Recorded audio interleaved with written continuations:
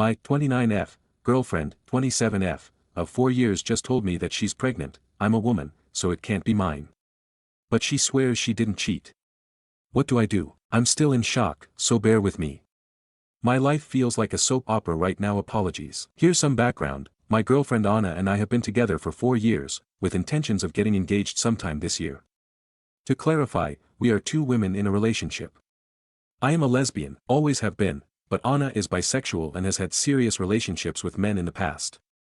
This has never been an issue for us because we love each other and have a healthy and stable relationship. But now, as you can imagine, I'm second-guessing everything. What went down? In the last month, Anna had been complaining about putting on weight, particularly in her stomach area. Anna is thin and athletic, so the little belly she developed is noticeable. She has been going to the gym more, and started eating much healthier than she usually does. We didn't notice any improvements with her weight loss, but I told her that it takes time and that she will eventually lose the weight.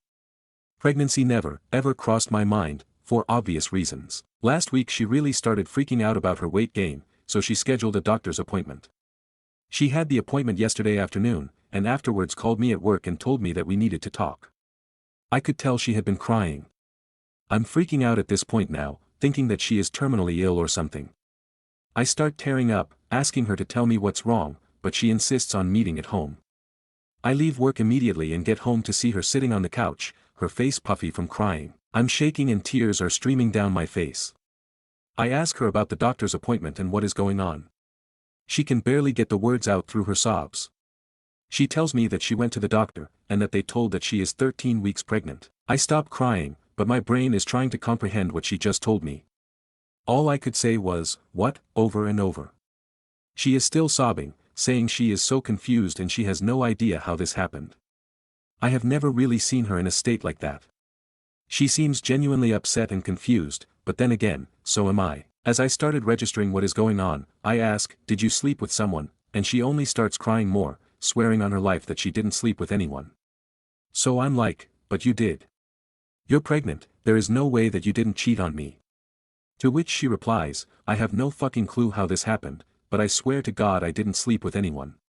You have to believe me." We go back and forth for 30 minutes or so, both of us still confused. I told her that I needed to think, so I called a friend and spent last night at his house. I've been talking with friends and everyone is confused but agreeing that Anna must have cheated on me. I keep playing over our conversations in my head though, like if she knew that she had slept with a guy and that she could be pregnant, why would she go to the doctor? Why wouldn't she have just gotten an abortion secretly?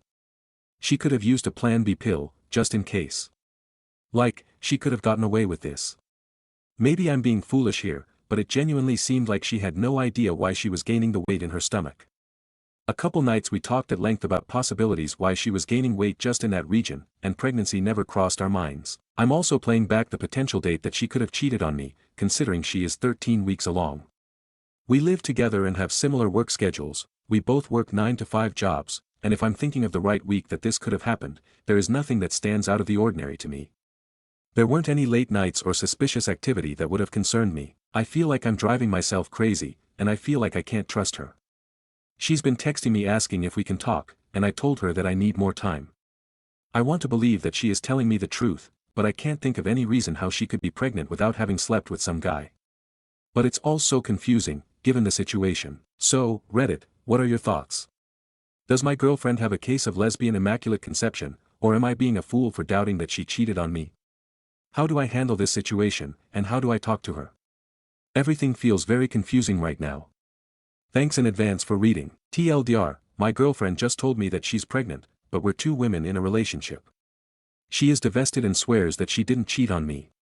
Where do I go from here? Relevant comments. Commenter, I think you know the right answer here. You don't just magically get pregnant. Yeah, she could have hidden it and secretly gotten an abortion, but she in all likelihood didn't think anything of it until it was too late. Maybe they used a condom and it broke, or he pulled out or something and she was convinced it couldn't be a pregnancy, or just didn't want to believe it. Denial is extremely powerful. Some people will deny till the day they die. But she's in a relationship with you, a woman, and she's pregnant. This isn't one you can deny. Logic says she may as well come clean, but good luck with that.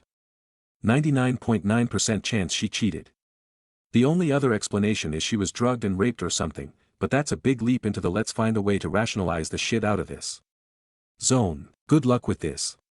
My money is on she was unfaithful, as it's the obvious fucking answer. Reply. Maybe the answer that she cheated is obvious here, but it's also difficult to explain to a bunch of strangers just how upset she was when she told me. I can't expect internet strangers to know the intimacies of our relationship, but I would not be posting here if I didn't think there was a slight chance that she was actually telling me the truth. Update. So, a lot has happened since the original post. Thank you to everyone that responded with helpful comments. It seems like most people came to 3 possible conclusions with Anna's pregnancy. She cheated on me and got pregnant. She was the victim of a drugging scenario and doesn't remember anything. The doctor is wrong. After spending the night at my friend's house and ignoring Anna's calls and texts, I decided to see her the next day to talk. We made a plan to meet at our house after work. I wasn't sure what to expect from our conversation. I thought I might get a confession of her cheating on me, or something along those lines. So, we met at home. She asked me how I was doing, and I told her that I was still pretty confused and upset. She understood. Then I said, I have to know, did you sleep with someone? Or cheat on me?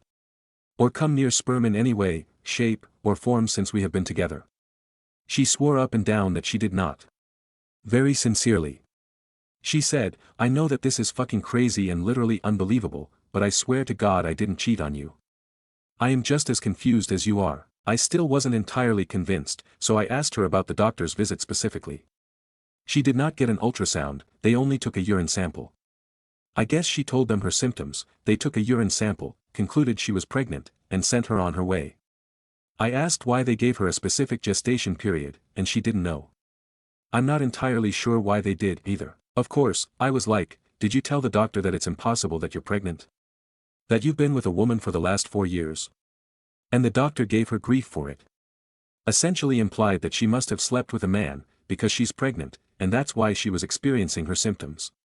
I'm not sure if this is a common occurrence for a doctor, but she said he seemed completely unfazed by her claims of not having slept with a man. For those of you that mentioned her period, Anna has an irregular period, sometimes she gets it, and sometimes she doesn't. So there was no cause for alarm when she didn't get her period for 3 months because A, she can't get pregnant and B, more sex for us. I guess the doctor saw the signs of a positive pregnancy test and lack of period and pregnancy was the most reasonable option. After hearing about that, I said that she should schedule another doctor's appointment with a different doctor as soon as possible. She told me that she had, and had the appointment the next day, yesterday. We decided it was best that I go with her to the appointment. The first order of business with the new doctor was the ultrasound. I sat with Anna as they put the gel on her stomach and I was honestly sweating bullets. I kept thinking to myself, what if she is actually pregnant? I thought I was going to pass out, but Anna seemed calm. They confirmed that Anna is not pregnant, but she had a mass on her ovary that was a cause for concern. It was one of the most emotionally confusing moments of my life. Anna and I looked at each other, not sure if we should celebrate the not pregnancy, or cry, or what. Anna still has more appointments, but the new doctor gave her the diagnosis of stage 1 ovarian cancer. This explains the positive pregnancy test, and the bloated stomach. This also explains why she wasn't able to lose the weight in her stomach. The doctor also mentioned that the irregular period should have been a sign of concern for Anna, as women with irregular periods can be more at risk for ovarian cancer. I'm devastated and hopeful. Anna is still in shock, as she has been through a lot in the past couple of days. I am supporting her the best I can and we are figuring out a game plan. Naturally, we are both terrified of what's to come.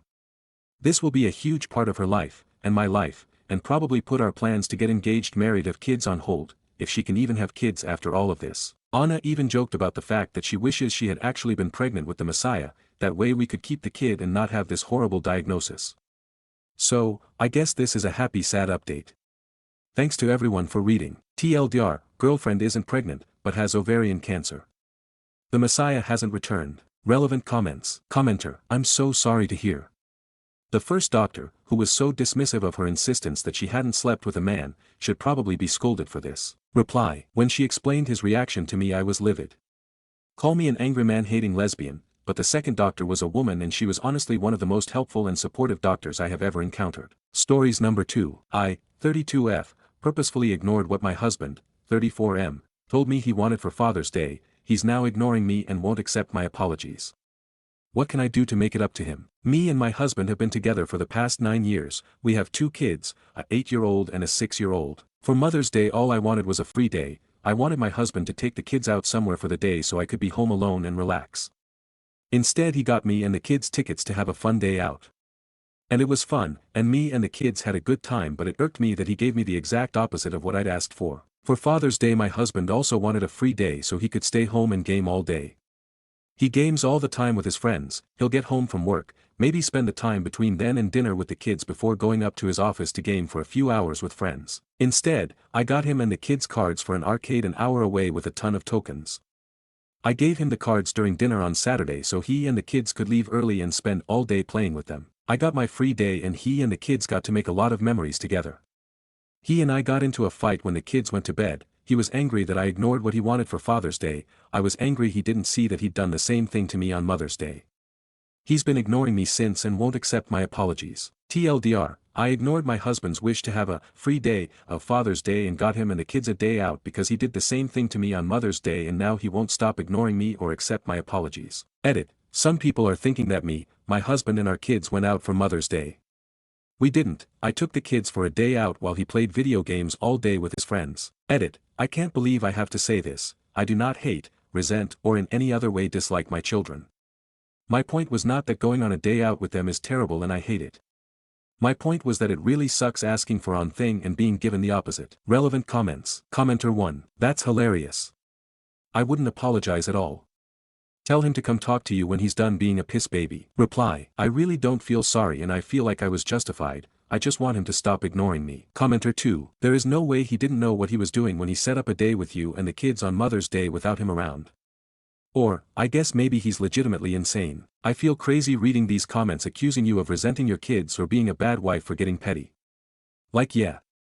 It was petty. People get petty when they're mistreated and taken advantage of. And now he's lying to you and saying it's not the same and not what he was trying to do. Please. Any husband with half a brain knows that Mother's Day is a holiday the father-husband participates in actively. Not just planning, or buying. But is present. With you, with the kids, trying to give you time off. It's what he wanted for Father's Day, he knew it's what you wanted for Mother's Day. Yeah, it was petty. I would be petty, too, if my partner got me an obligation and got themselves a day of rest. You two need to talk it out, but he needs to own up to what he did. Reply. I don't understand how people think that I resent my own kids. On both days the kids had so much fun, when they came back from the arcade they wouldn't stop telling me how much fun they had and showing me the prizes they'd helped win. When we had our fight it was after they were in bed, they've picked up on him ignoring me but I've not told them why, just that he's busy with work and is cranky because of it. Commenter 3. Some of the people responding to this are teenagers. There's no age limit. I'm not surprised you're getting dumb responses like accusations of hating your kids. Reply. There are many accusations of me hating my kids, and calling me selfish for wanting to have a day to myself instead of spending it with my kids as if I have an infinite amount of energy and time in the day to cook, clean, take care of the kids and have time for myself when I don't. Update. TLDR for my last post. My husband didn't get me what I asked for Mother's Day, a day to myself to relax, so on Father's Day when he also asked for a day to relax I gave him what he'd given me for Mother's Day. We had a big fight over it which ended with him ignoring me for days. People keep asking me for an update so here you go, we're in the process of getting a divorce. Now please stop asking for an update. I didn't know that my post would get so popular and people would decide to repost it to other platforms and if I had known that I wouldn't have made that post at all. Relevant comments. Commenter 1. Thank you for updating us, and I'm sorry you have to go through this. Did he ever see reason about the Mother's equals Father's Day gift? Or did he remain willfully obtuse to the end? Reply. He hasn't and still says that when he did it to me was different when I did the same thing to him. Commenter 2. I'm sorry. I hope you're able to heal and find someone you won't have to, an eye for an eye, in order to get them to understand what you need. Reply. I'm just hoping to find someone with basic empathy. I did all that and he still doesn't understand why I was upset with my gift. Commenter 3. At least now you can relax when he has the kiddos. Reply. I'll relax when they're at my parents' house since he doesn't want custody of them. Commenter 4. I would eat my own tongue before I apologize to him. You make nothing up to him. Did he make Mother's Day up to you? Please, these are all grown-ass men who manage their lives in every other aspect. This is just laziness. Reply. No, he never apologized for Mother's Day. Commenter 5. Throw the whole husband away. My ex forgot Christmases, Mother's Days, birthdays. He actually said he was planning. It doesn't get better, it only gets worse. I promise you there's freedom on the other side. Reply. That's the plan. Why don't they get marriage counseling? Reply. He refused to go, many times, until he told me he wanted a divorce and all of a sudden it was, we don't have to go that far, what happened to, till death do us part. Why don't we go talk to someone, for the kids? That ship sailed long ago. Mother's Day is infinitely better now that I'm single than it was when I was married May 14, 2024. I didn't wake up to a messy kitchen that I was expected to clean after eating a subpar breakfast. I didn't have to fight with anyone over what gift I was given. I didn't have to cook dinner after an exhausting day where I got no help or thanks from my ex. I didn't have to do anything else that I came to expect with Mother's Day. I didn't feel the stress I have felt every other Mother's Day. I got to have a lazy morning in bed with my kids. We made pancakes for brunch. They gave me cards they'd made in school. And we watched movies on the couch all day and ordered pizza for dinner, and it was wonderful. Stories number 3. I feel nothing and everything at the same time. I will never be the same again. My fiancé caved my face in with his fist. They think I might lose my eye after surgery. I have been at my dad's house with our 2-year-old daughter. My dad is sick, so most of the time I am watching her alone, and it's been so hard because my orbital bone is shattered, so I can only reliably use one eye. I am in so much pain and so tired. I can't believe this happened to me. All I ever wanted was to feel appreciated. It was the last thing we were arguing about. I wanted to feel more seen in the relationship, and I felt hurt and haunted by his past problems. I feel like I will never be happy ever again. I'm so tired and sad. Comments. Commenter 1. Sweetheart.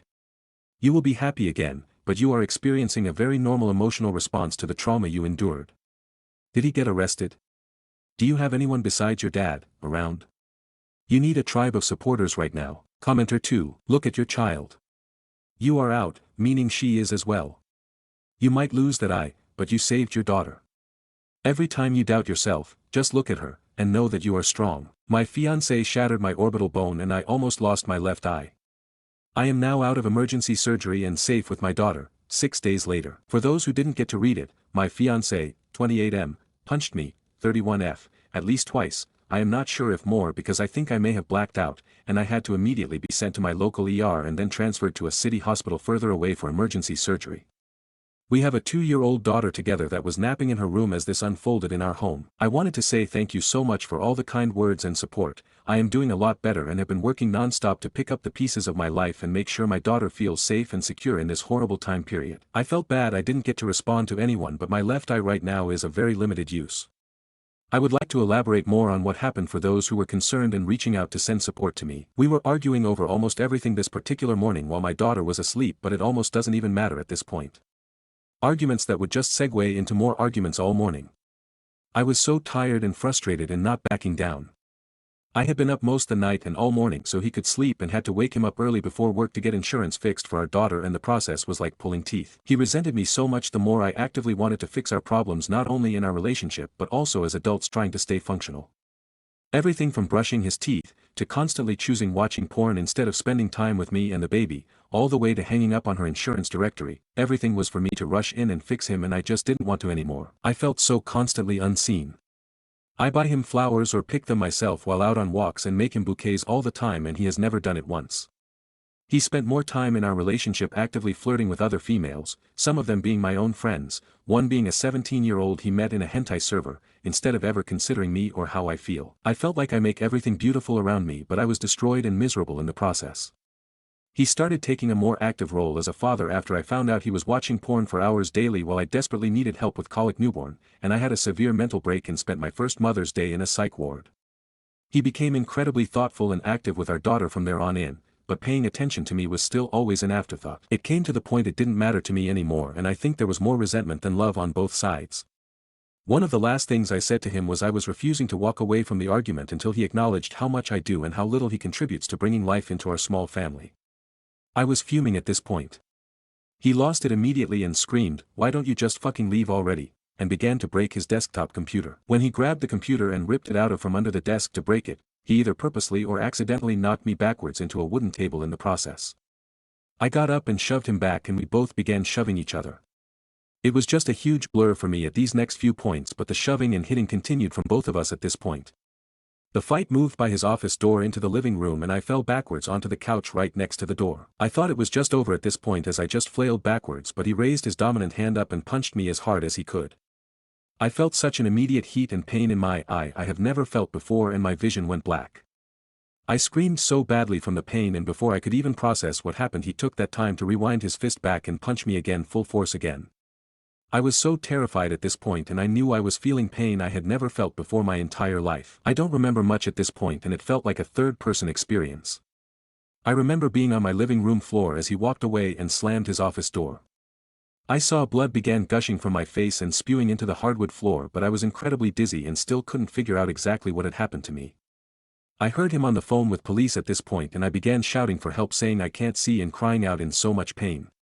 He ignored pleas and stayed silent in his office for about another 10 minutes. I had to get up, but I was so dizzy and I couldn't see well at this point as blood was matted into my hair and dripping down to my neck and also from both my hands to my wrists.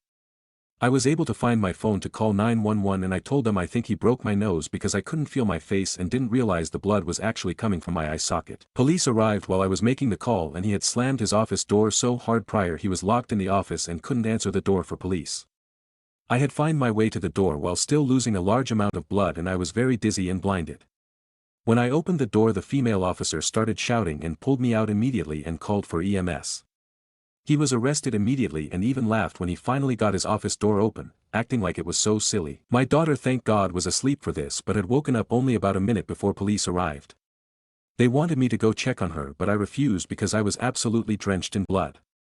It was so much that police couldn't tell where my injury was either. I let them check on her while I washed up and hid the left side of my face with a large jacket hood so I didn't scare her. My orbital bone was completely shattered and I have been and out of consciousness before my emergency surgery. They let me take my daughter with me to the hospital, and I gave up the exam bed for her to play, and I mainly focused on trying to keep her happy and calm, but I was so terrified.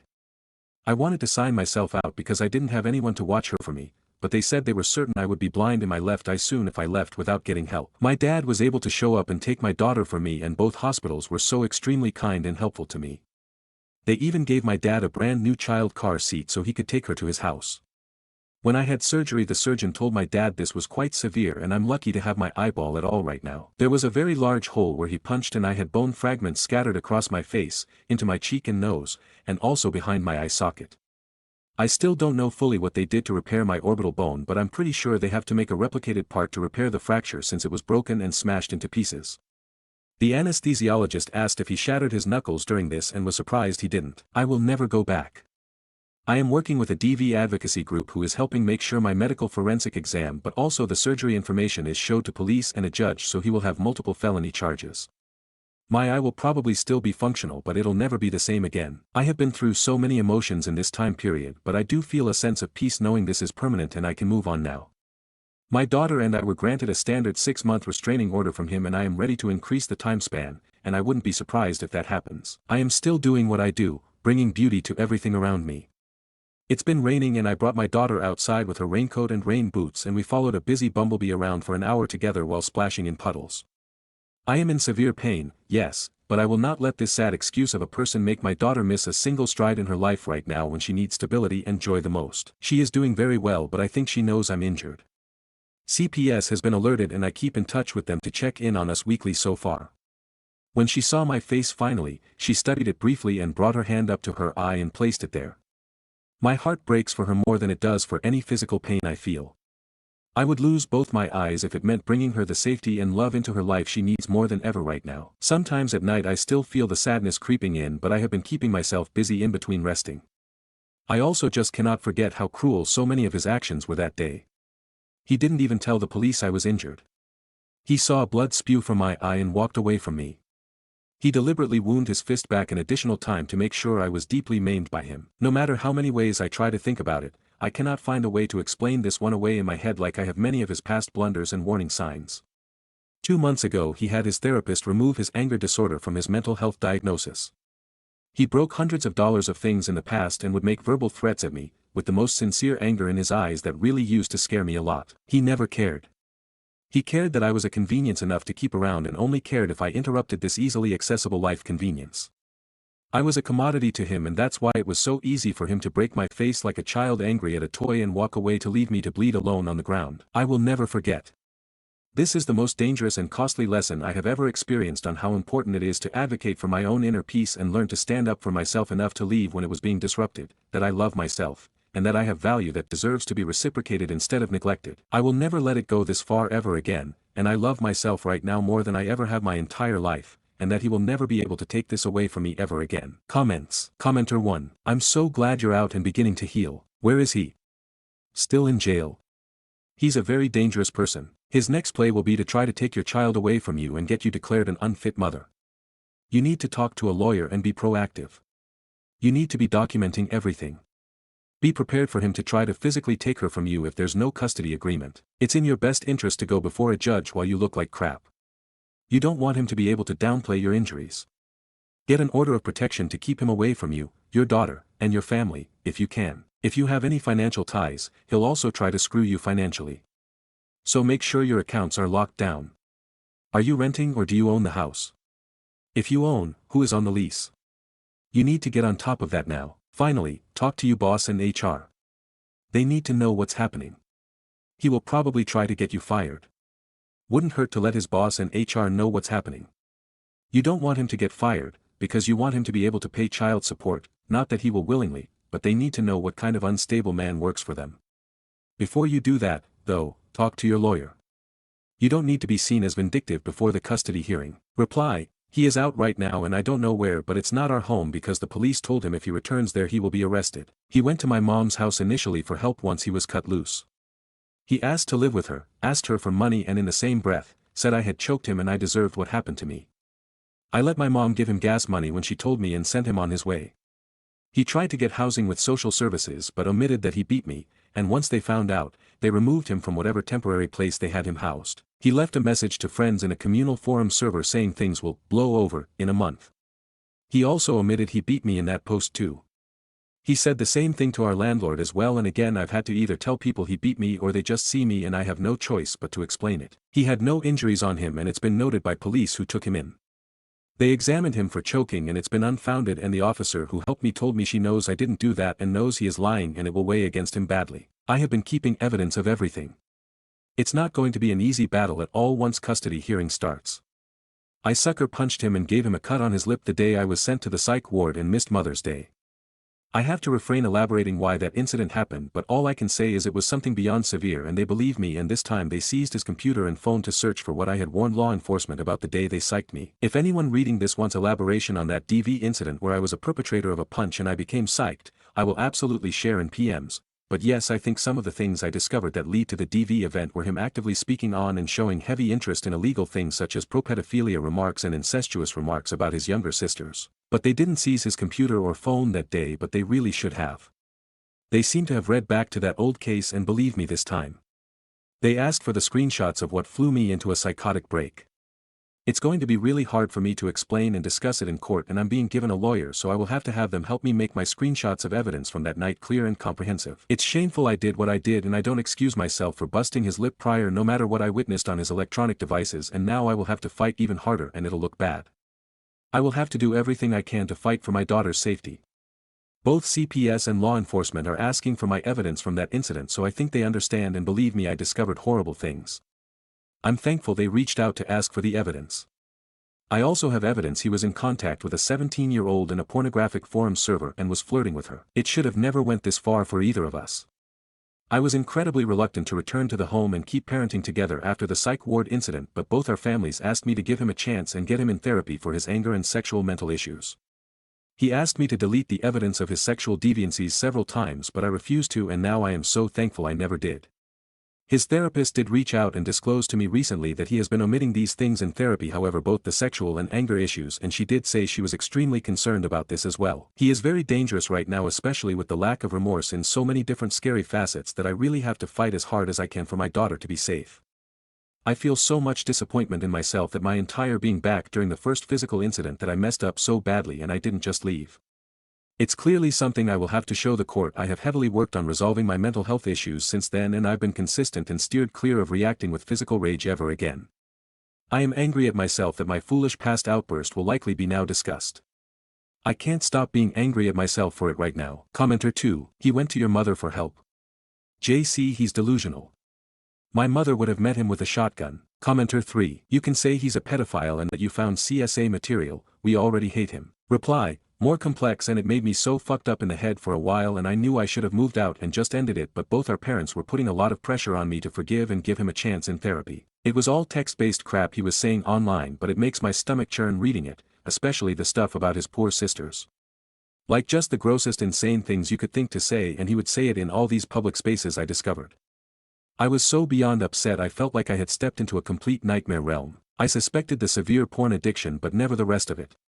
My parents were saying I will destroy my daughter's life so badly if I leave, and didn't offer me much emotional support in this time, so I felt really ostracized and had almost no support or aid to help me make a smart choice for my daughter. He also seemed severely apologetic and said a lot of it was just stuff in his head from porn addiction, but specifically the anime stuff that highlighted these gross fetish cultures.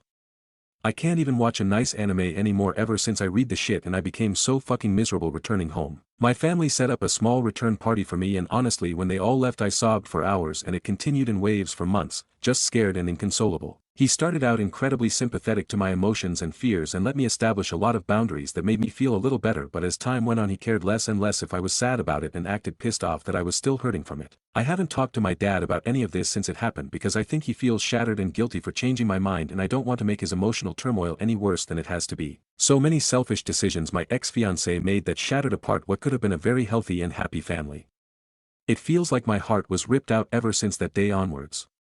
The choice to stay was very scary for me, and now I feel so stupid it didn't even work in anyone's favor anyways. I just wanted to keep together the tiny family we had just created and believe in him. It's going to be a really grueling time when this has to all be put forward into consideration for my poor daughter. I cry for her so much. Commenter 4. Please don't beat yourself up. Relationships are never easy, especially when you're the one with the bigger heart, the one with more empathy. The one who's not a total fucking psycho. The near future will be hard, but one day you and your daughter will be past all this. There is more beauty for you.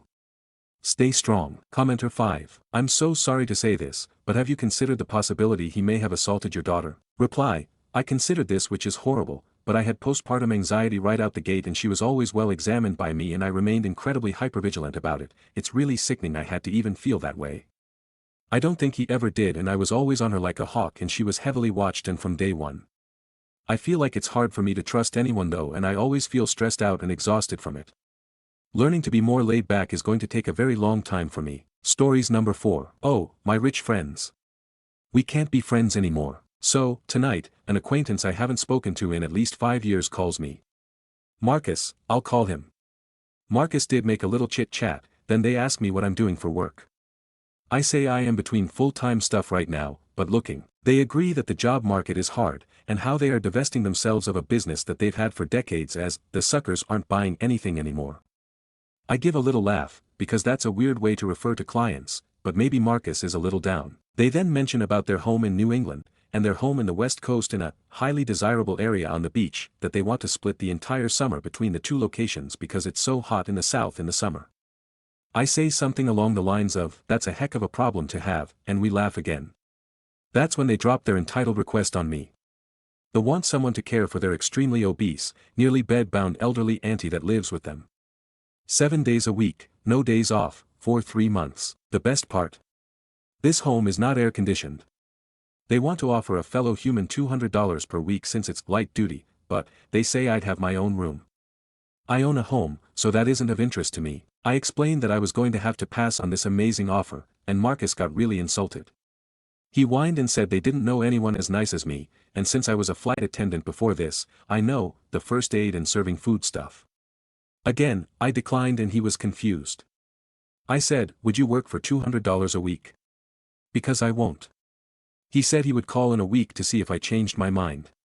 Blocked him as soon as the call ended. Stories number 5. Aita for breaking up with my boyfriend of 2 years after he proposed at his sister's wedding. I, 27F, and my boyfriend, Jake, 30M, were at his sister's wedding last weekend.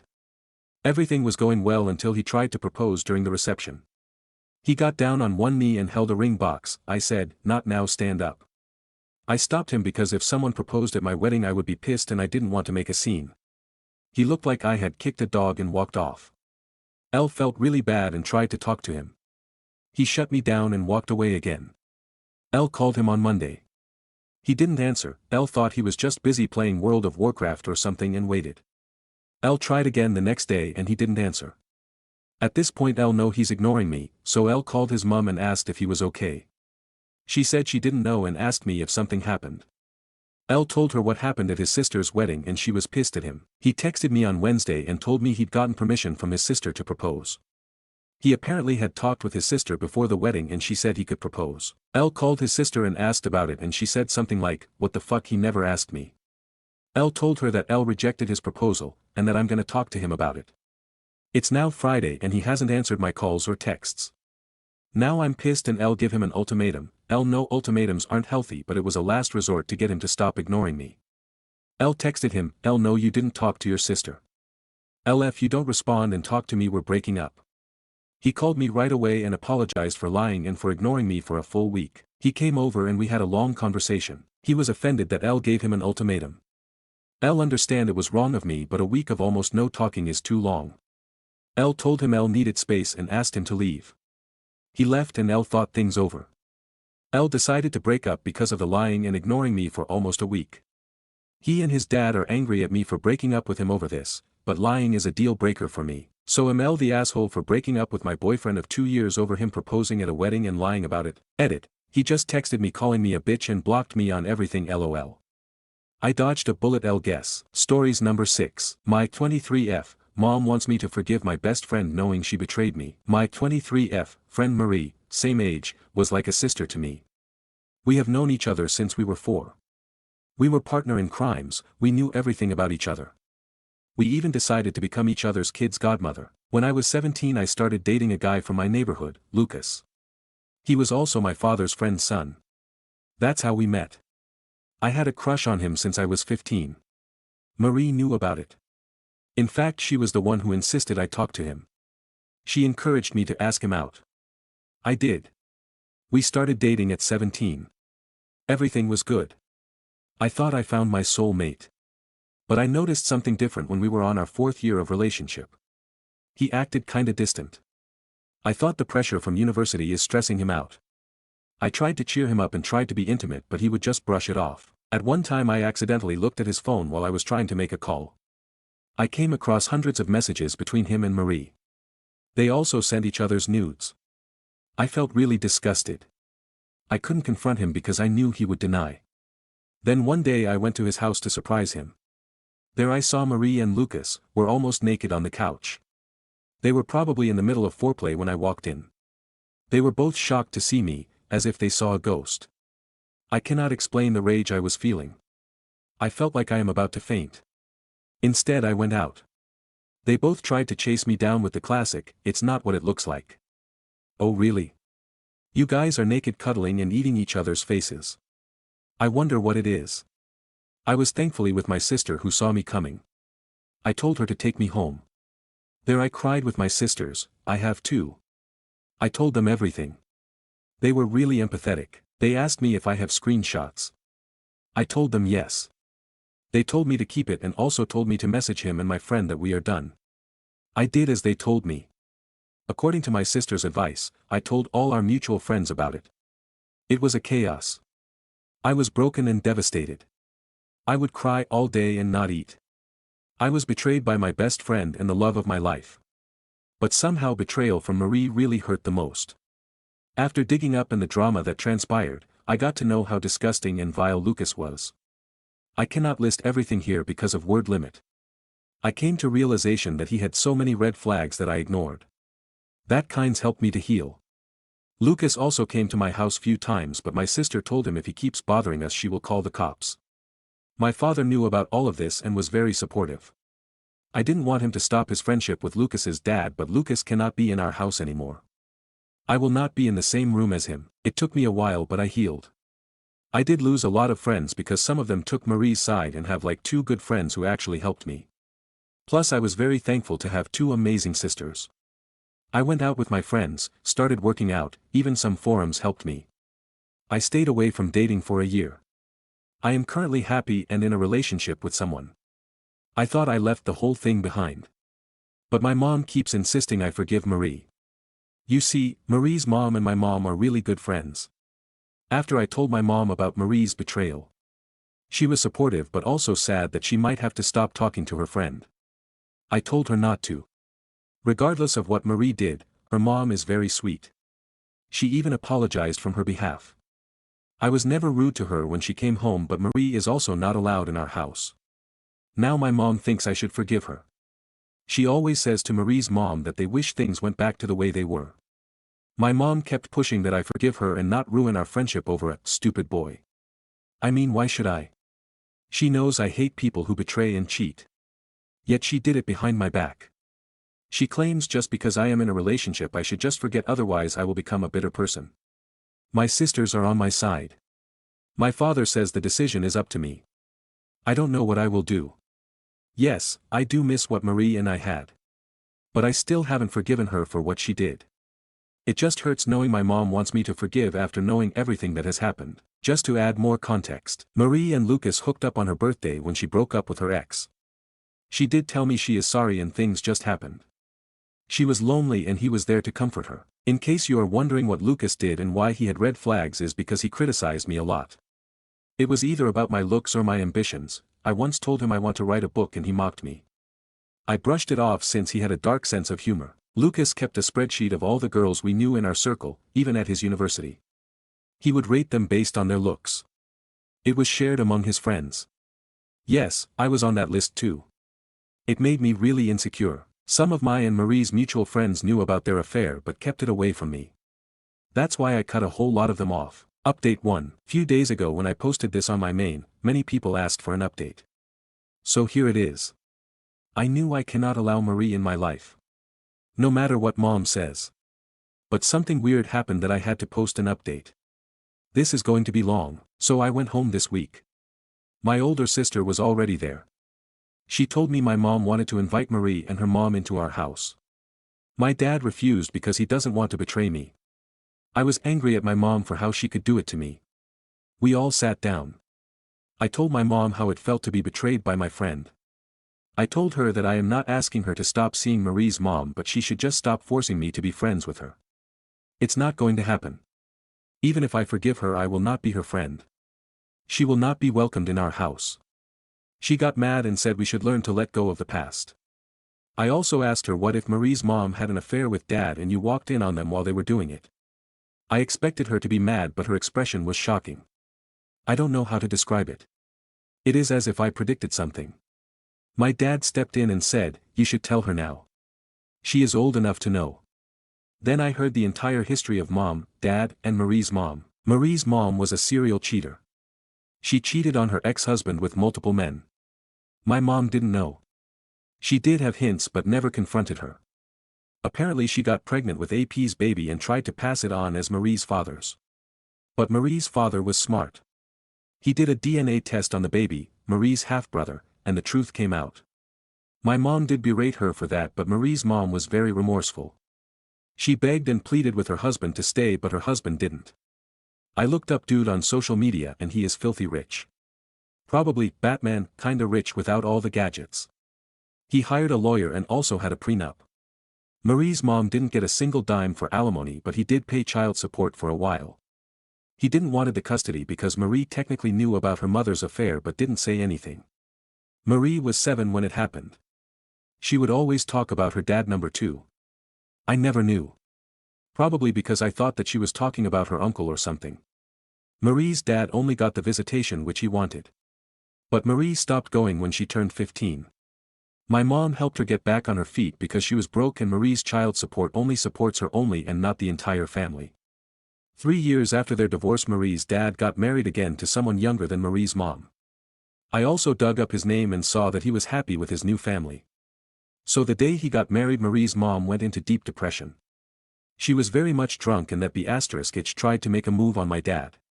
My dad pushed her away. My dad told my mom, but she denied something like that happened. Until Marie's mom called and apologized for her behavior. She forgave her. But according to my dad and older sister, she would still make excuses to get closer to dad. My sisters spent their time keeping her away from dad. Dad never liked her for what she did. Her husband was my dad's business partner at that time. Dad only tolerated her for mom and my sake. So back to our conversation, I looked at my mom and she told me that it was different because my dad never had an affair. I asked if she would have forgiven her if the affair happened. She was silent. I asked her to give me an actual reason why she thinks I should forgive Marie. Then she told me the truth. Marie's mom has been sort of blackmailing Mom to cut off contact with her. My mom doesn't have many friends in town. Marie's mom was her best friend. According to her logic, she cannot be in a house where her daughter is not invited. Also, as I mentioned in one of the comments, my mom had a miscarriage when I was 4 years old. Marie's mom helped her a lot during that time. When my mom was jaded, she would clean her house and bring Marie. That's how we became friends. LOL, my mom pretty much saw Marie as her fourth child. She was probably trying to fill the space that her miscarriage left. So losing Marie felt like losing her baby again. That's why she wants us to reconcile. Not because of Marie, but also because she is afraid her friendship will come to an end. I was very upset by it. But I understood her. I told her Marie's mom is welcome here anytime, though I have no respect for her now, but Marie will not set foot in this house. And told her to get therapy because she had a very unhealthy attachment to Marie. I was conflicted. I was disappointed in Marie's mom. She seems like a really nice lady. When Lucas cheated on me, I remember crying to her. She consoled me and felt genuinely sorry. So I did something out of the blue. I texted Marie's mom that I want to meet her alone. We went to a public place. My sister knew. She told me to record the conversation. It is not illegal here. So I met her. I told her everything my mom told me. I also told her that she is welcome in our house, but she cannot bring Marie. She didn't try to argue. She told me she should have known. She never wanted her daughter to become like her. Her infidelity has made her life hell. Marie could have had a beautiful childhood if she never cheated on her husband. Her husband was a great guy. She still feels guilty about doing this to him. She wishes she could go back in time and undo her mistake. I said that even though I don't have the same amount of respect for her, I don't mind having her around. My family is okay with that. The woman started crying. She finally spilled the beans after a year. She told me she knew about Marie and Lucas. She knew Lucas was cheating on me with Marie. She told her daughter to stop it, but Marie said she is only FWB with Lucas. And they will stop in a few weeks. Her mother told her that if she continues this, then she better conceal it properly. She only allowed this because she knew her daughter had an obsession with Lucas. She thought it would help him to get this obsession out of her system. I was fuming. I wanted to yell, but I kept my cool. She knew this entire time and not once she mentioned it. I asked her about her flirting with my dad. That's when she showed me what a snake she truly is. I pressed her and berated her for trying to destroy my mom's marriage. Once she had enough, she yelled that my mom doesn't deserve any of this. She is very lame and boring. She was only friends with her because she pitied her. My mom comes from a poor household. She doesn't have much education. She went to a very underfunded college, but Marie's mom went to a prestigious college. She is not even at her, Marie's mom, level. She said my dad doesn't deserve a street rat like her. I wanted to leave, but I wanted to take everything on the recording. But I had enough. I told her, more or less yelled at her, that she is not welcome in our house. She is a liar and a cheater, and so is her daughter. I cannot believe this woman. She has been manipulating my mom all this time. As soon as I got home, I told my mom everything about this. My mom refused to believe her friend would say something. My sister, who is a freaking genius, played the audio. I now understand why she told me to record. After hearing the entire thing, she grabbed her phone and called her.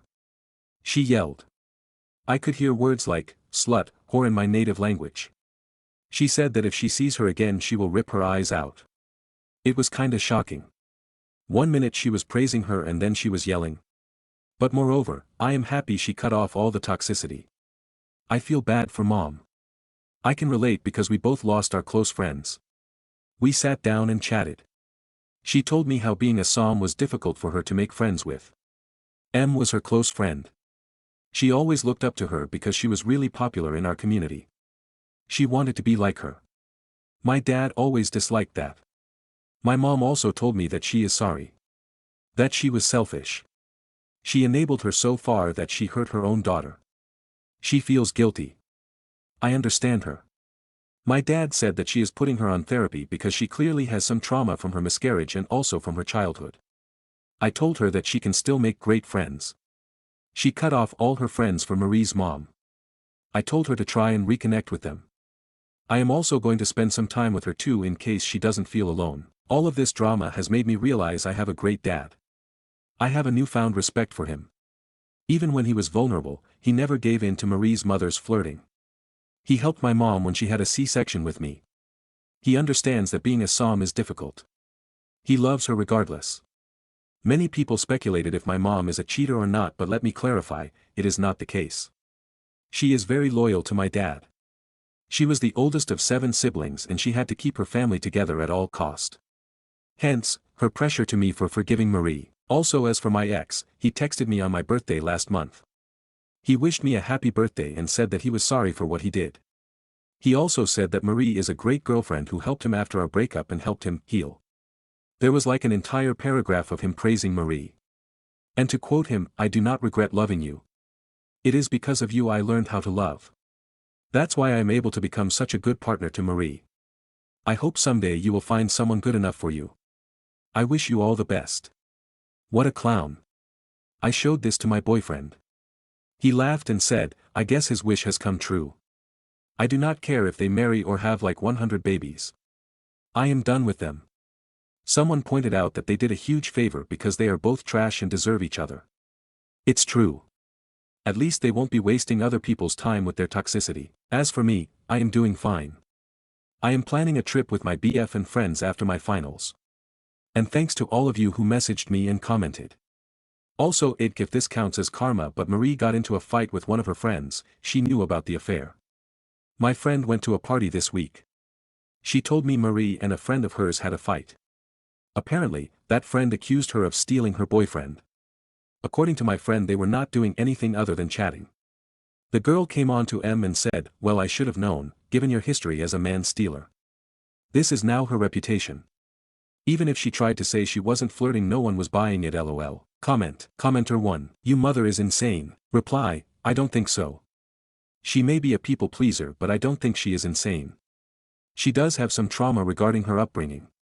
But I don't think she is a bad person. At least now she doesn't push this matter and said she won't bring it up." Update 3. Lessons I have learned so far. Just a quick recap. My 23F boyfriend, Lucas, cheated on me with my best friend, Marie, who I have known since I was 4. A lot of the people in my friend group knew about it. It caused some drama and also revealed a lot of secrets in our family. Especially in my family. Not that exciting. It is almost 2 years since that happened, and looking back I've come a long way. So, I just wanted to share my thoughts. D-Day, I think, I learned about their dirty dancing when I found her nudes on his phone. I didn't want it to believe him. The day I went to confront them is the day I saw them almost naked doing foreplay. It just made me numb. Like it was a bad dream. 2 people closest to me. My best friend, who I trusted with all my heart. Who has been there for me through every hardship and low in my life, and the guy I thought was going to be my soulmate. I honestly thought we were going to be one of those couples who would be like high school sweethearts and live together for the rest of their lives. Well, that was my stupidity of trusting him and thinking life was like a fairy tale. When I saw them together, they were shocked. As if they saw a ghost. I didn't say anything. I just went outside and got into the car and told my sister to drive. After we got home, I cried as if someone I loved just died. Everything I ever believed was a lie. My whole relationship felt like a lie. I had no idea what I would do next. Luckily, I had my sister who comforted me. I was jilted. I couldn't eat. The image of them being naked and kissing just played in my head like a broken recorder. I wanted to shut my brain so that I don't think about it. I was like that for the first few months. It felt like they were mocking at me. Haha, look at stupid, throw away, disappointed, she has no idea what we are doing. She is so dumb. Why did he do that? Was I never enough for him? I did everything for him.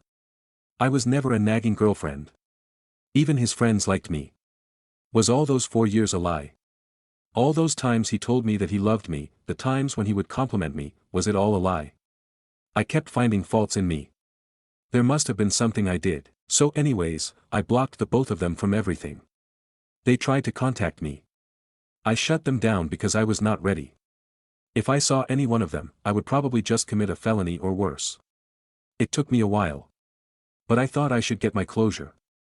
So, I did contact them separately. I met Marie first. She said she was sorry and that she wanted to end things, but Lucas kept pursuing her. Her excuse was that she broke up with her boyfriend and then hooked up with Lucas because she was lonely. Yeah, you ruined my relationship because you were lonely. Some good friend you are. Lucas's explanation was the one that broke me more. He did say he is sorry. But here where I messed up. I asked him, was she better than me in bed? His response was yes. He further told me sleeping with me was very bland. I had no B00 BS, it's almost like I am a boy. I agree, I am a late bloomer. I am very skinny for my age. He told me I was prettier than Marie but I was not as adventurous as she is. This created a whole new insecurity in me. I started to hate my body. I stopped looking at the mirror.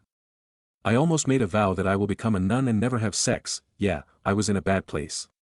I felt worthless to say the least. I lost all hope in me.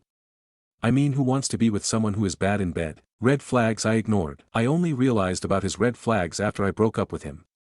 At one point he started to become distant. He would always be on his phone. He would never initiate intimacy and whenever I did, he would push me away.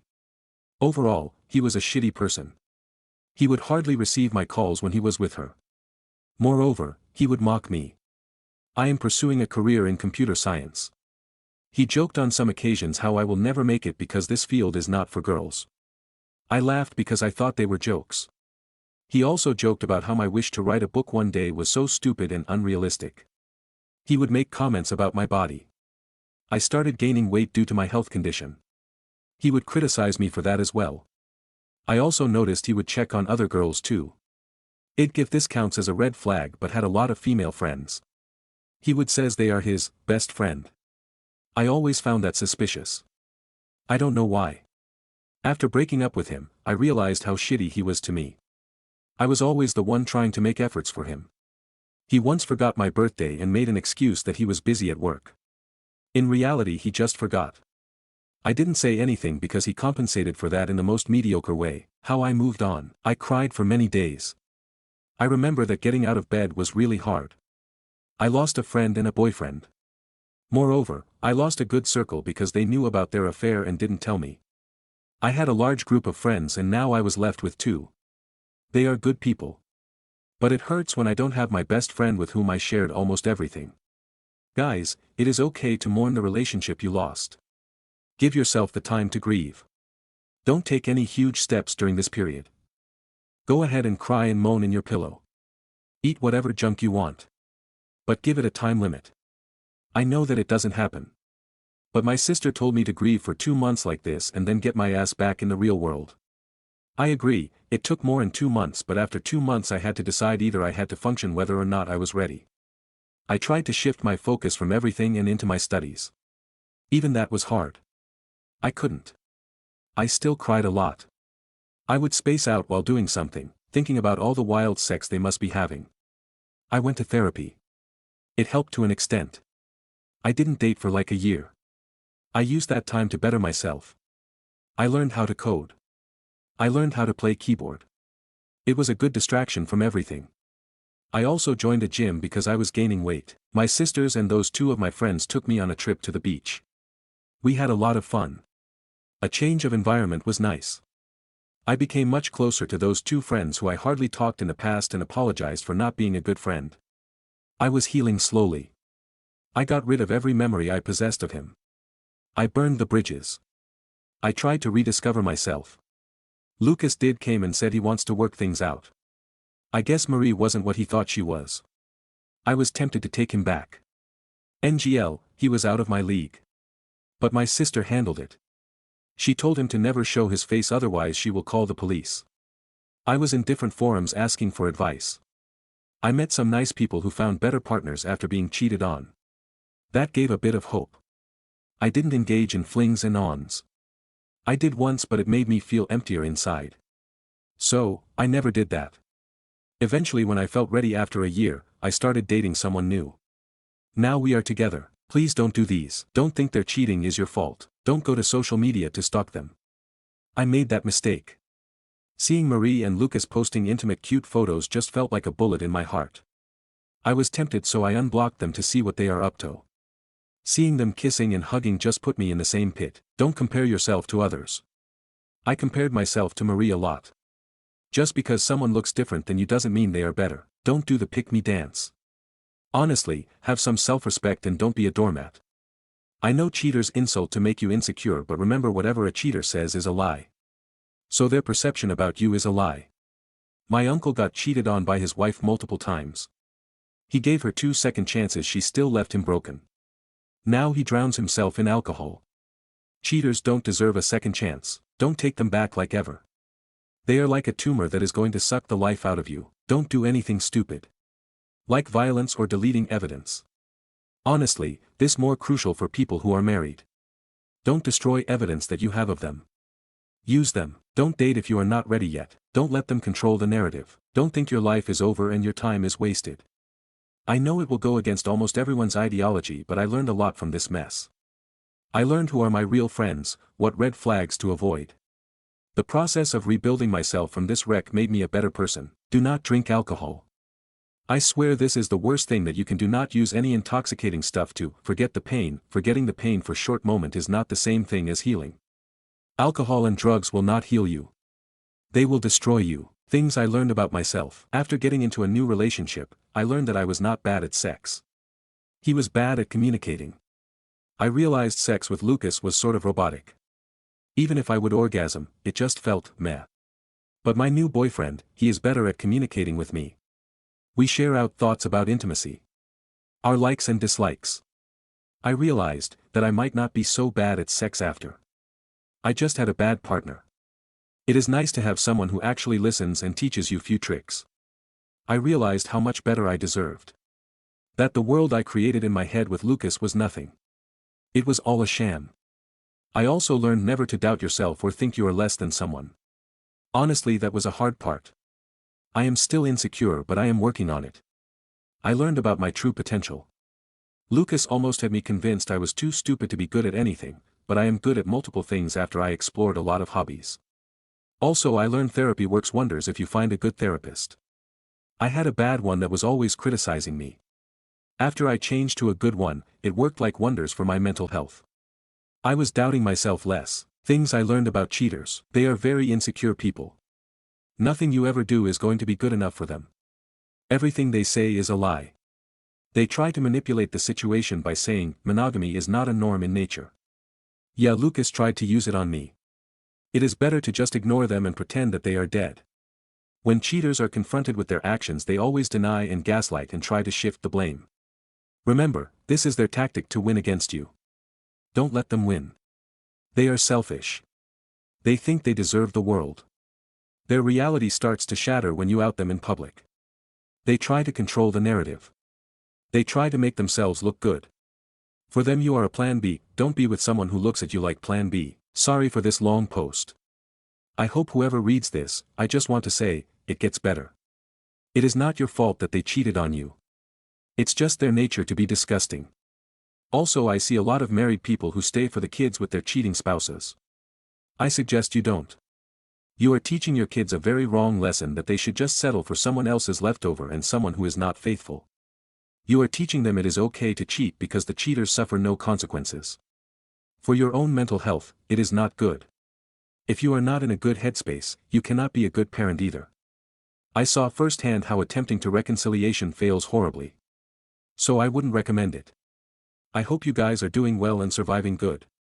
I hope you find peace in real life. Commenter. Great advice, and for those so-called friends who knew and didn't say anything or worse help them cover it up, they should know that if you show no loyalty, don't be surprised if you get no loyalty. Reply, just some little update.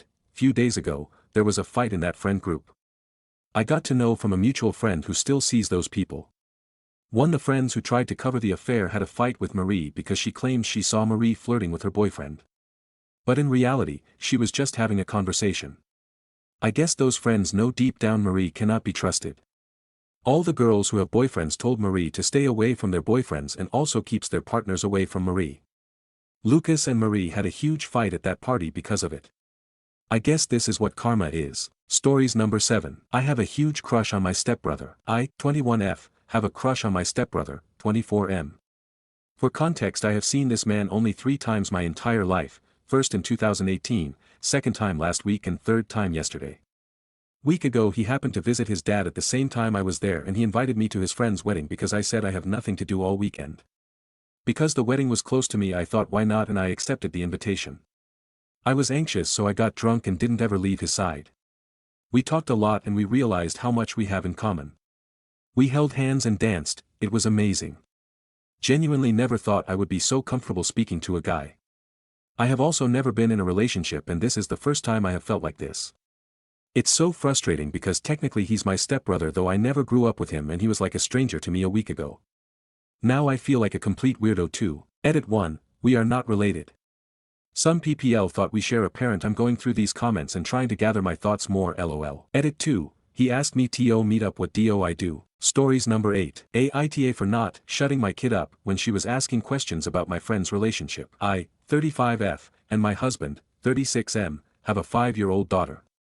Recently she found our wedding album and has been absolutely obsessed with weddings and everything to do with them. She's been asking us a bunch of questions, for example why we got married. We've just been answering that we love each other a lot and thought it was right for us. Recently a friend of ours invited us to their 6th-year wedding anniversary party. The friend who was hosting the party and I are a part of a pretty large female friendship group that started in our law school days. All of us are either married with children, engaged or in a relationship of some sort. Mandy, 35F, is a part of this friendship group and is in a relationship with Baz, 38M. Mandy and Baz have been together for almost 8 years now. For the past 5 Mandy has been expressing to us that she really wants to get married but Baz is very avoidant about it.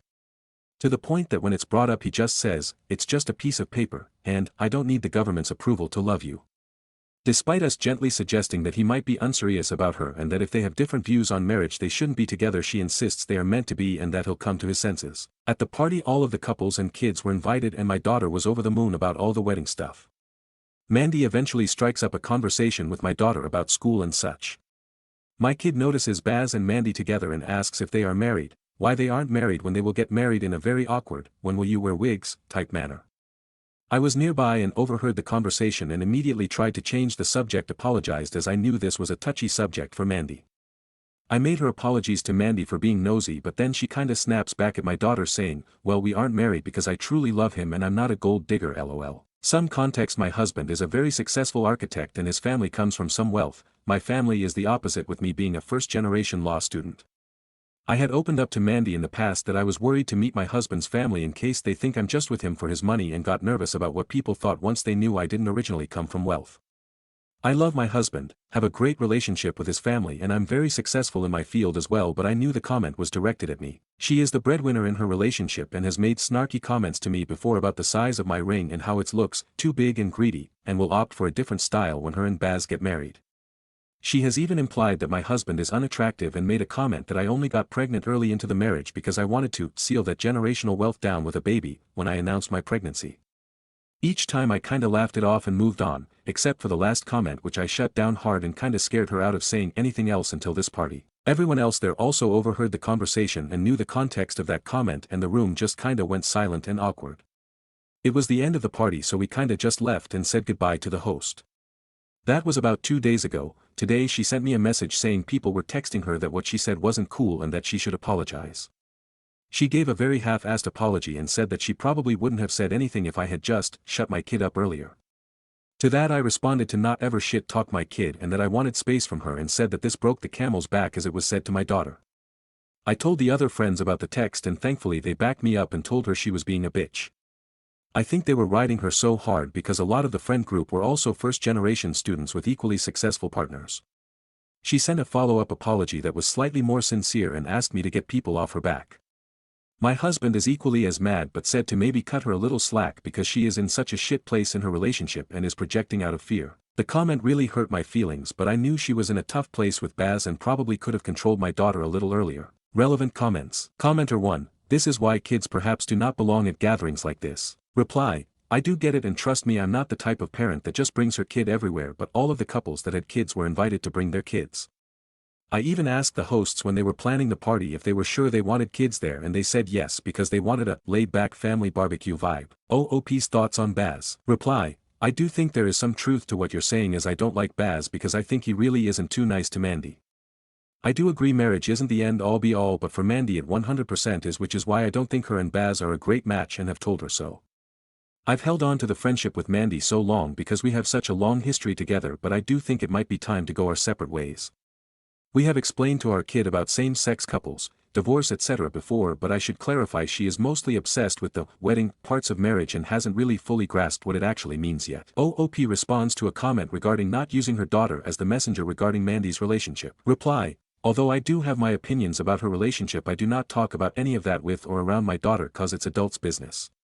I would never use my daughter as any sort of messenger, and all opinions I have on Mandy's relationship I have relayed to Mandy face to face when she has requested it. You should keep her opinions to herself when it comes to Mandy's relationship or someone else's, since she pointed out critiques of the relationship. Reply: that is a fair opinion, but I will also clarify that I intervened as soon as I realized my daughter wasn't just asking one question on the subject, and as I said in the post, I tried to veer her away from the conversation, and after that didn't work I made her apologies for being nosy. Mandy was still my friend, and regardless of my opinion it was still a sore spot for her. I would never want to intentionally make my friend upset to get a point across. OOP provides an example of the conversation between her daughter and Mandy. Reply: let me clarify, I intervened by trying to essentially redirect my daughter to a different area of the party to not make things too awkward, but in typical curious kid fashion they were rapid fast. It kinda went like this. Daughter, are you married? Mandy: haha no. Me, walks over, insert daughter's name, come try that, insert party food, with me. Daughter, virtually ignores me, why aren't you guys married? Me, daughter name, come on let's go, I try to pull her away. Mandy, awkward chuckling. I then interrupted my daughter before she could fully get the third question out, but context clues made it obvious that she was about to ask if they were going to get married soon. After I cut her off I made her apologies for being too nosy. My thinking was that if I focus on redirecting her train of thought instead of scolding her in front of everyone it would make things slightly less awkward. I do admit I could have put in more effort into cutting the questions off immediately. Update: I originally wasn't going to update on the situation because I was honestly just going to ghost Mandy for a while and just forget about this whole thing.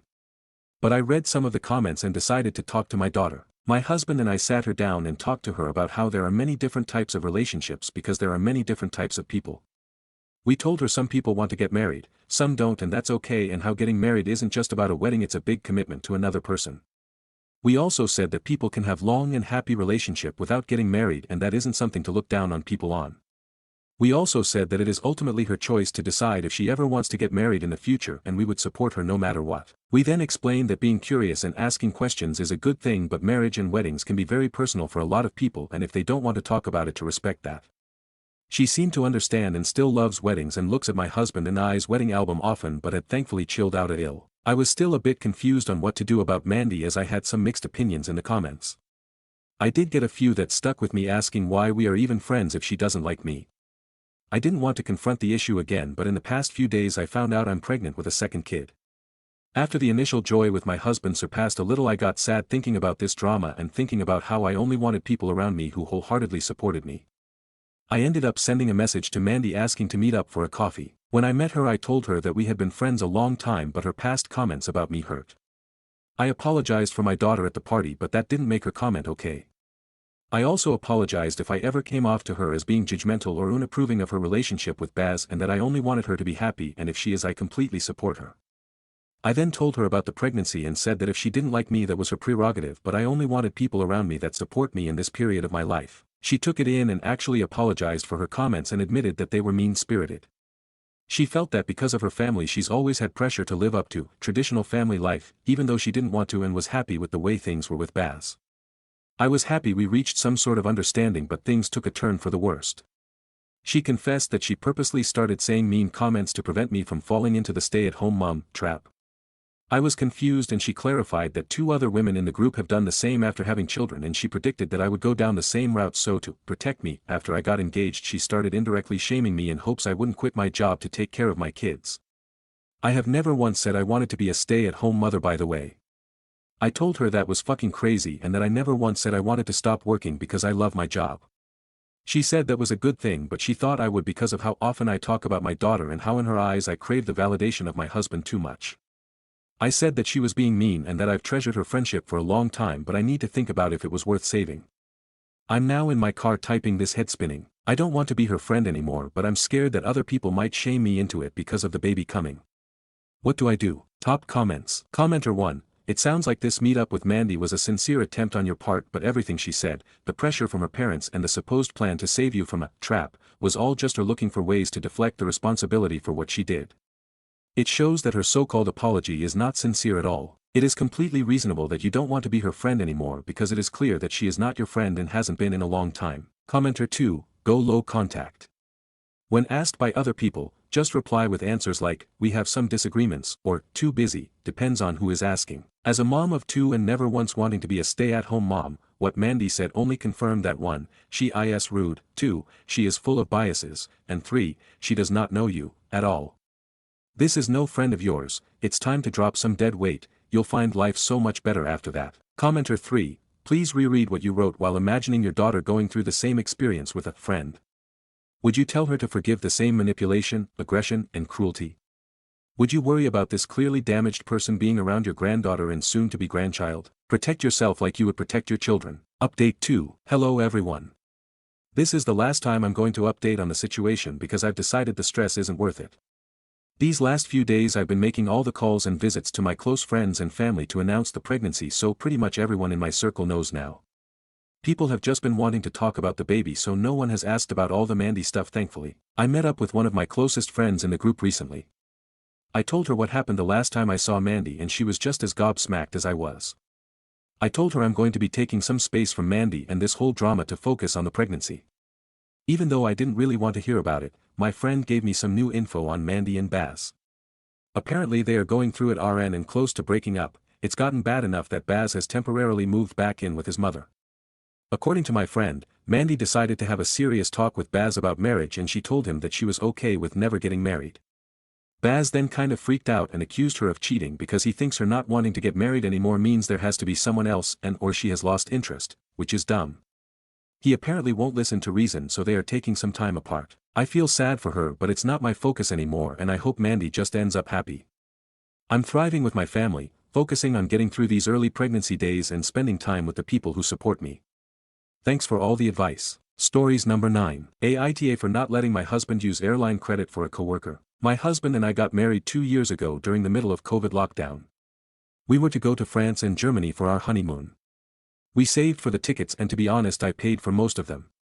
This is both a second marriage, both 43, and our finances have stayed separate for the most part due to my insistence. We have tried to go 3 times to our honeymoon and lockdowns or illnesses have left us stateside. My husband is very well traveled and I haven't been to many places. I have tried to talk to him about using the credit to go somewhere in the States, but he insists we wait. He is stingy on money and I have paid the majority of every travel we have done, which is mostly with my children. He has made me feel really bad about wanting to change the plans because he says it's giving up on our honeymoon. I haven't been anywhere and even going to a coast would be amazing. Today when I got home from work he said he had a coworker, 25, who is stuck in Florida on vacation due to a flood that happened there recently. He says her car was totaled and has no way to get back to work her job. He offered to fly her back with our credit. I was dumbfounded. I asked if we will be paid back and he shrugged and said he doesn't feel like she needs to because she is going to RN school. I am an RN and I would hard for every dime I make working in ICU. He didn't ask me to use the credit, he assumed I would be fine with it. It only came up in conversation about how crazy his day was. Aita for saying no to use the credit on a coworker. Aita for feeling like he cared more for this woman than me. Comments. Commenter 1. Nta. Your husband is though, that's airline credits for you and your family, not for some random person your husband happened to work with. Why is this coworker being stranded in Florida any of his business? If he's so worried about the coworker, he can pay for the flight with his money. Commenter 2. Because husband wants to play hero so he might has a chance to get into her knickers. Commenter 3. How dare you jump to the very same conclusion we all did. Commenter 4. NTA but I'd be leery about him not wanting to go anywhere with you and suddenly wanting to give some random 25-year-old chick your honeymoon credit. Update. Thought this would be an appropriate place for this. I have posted it a couple times but always taken down due to the topic of DV.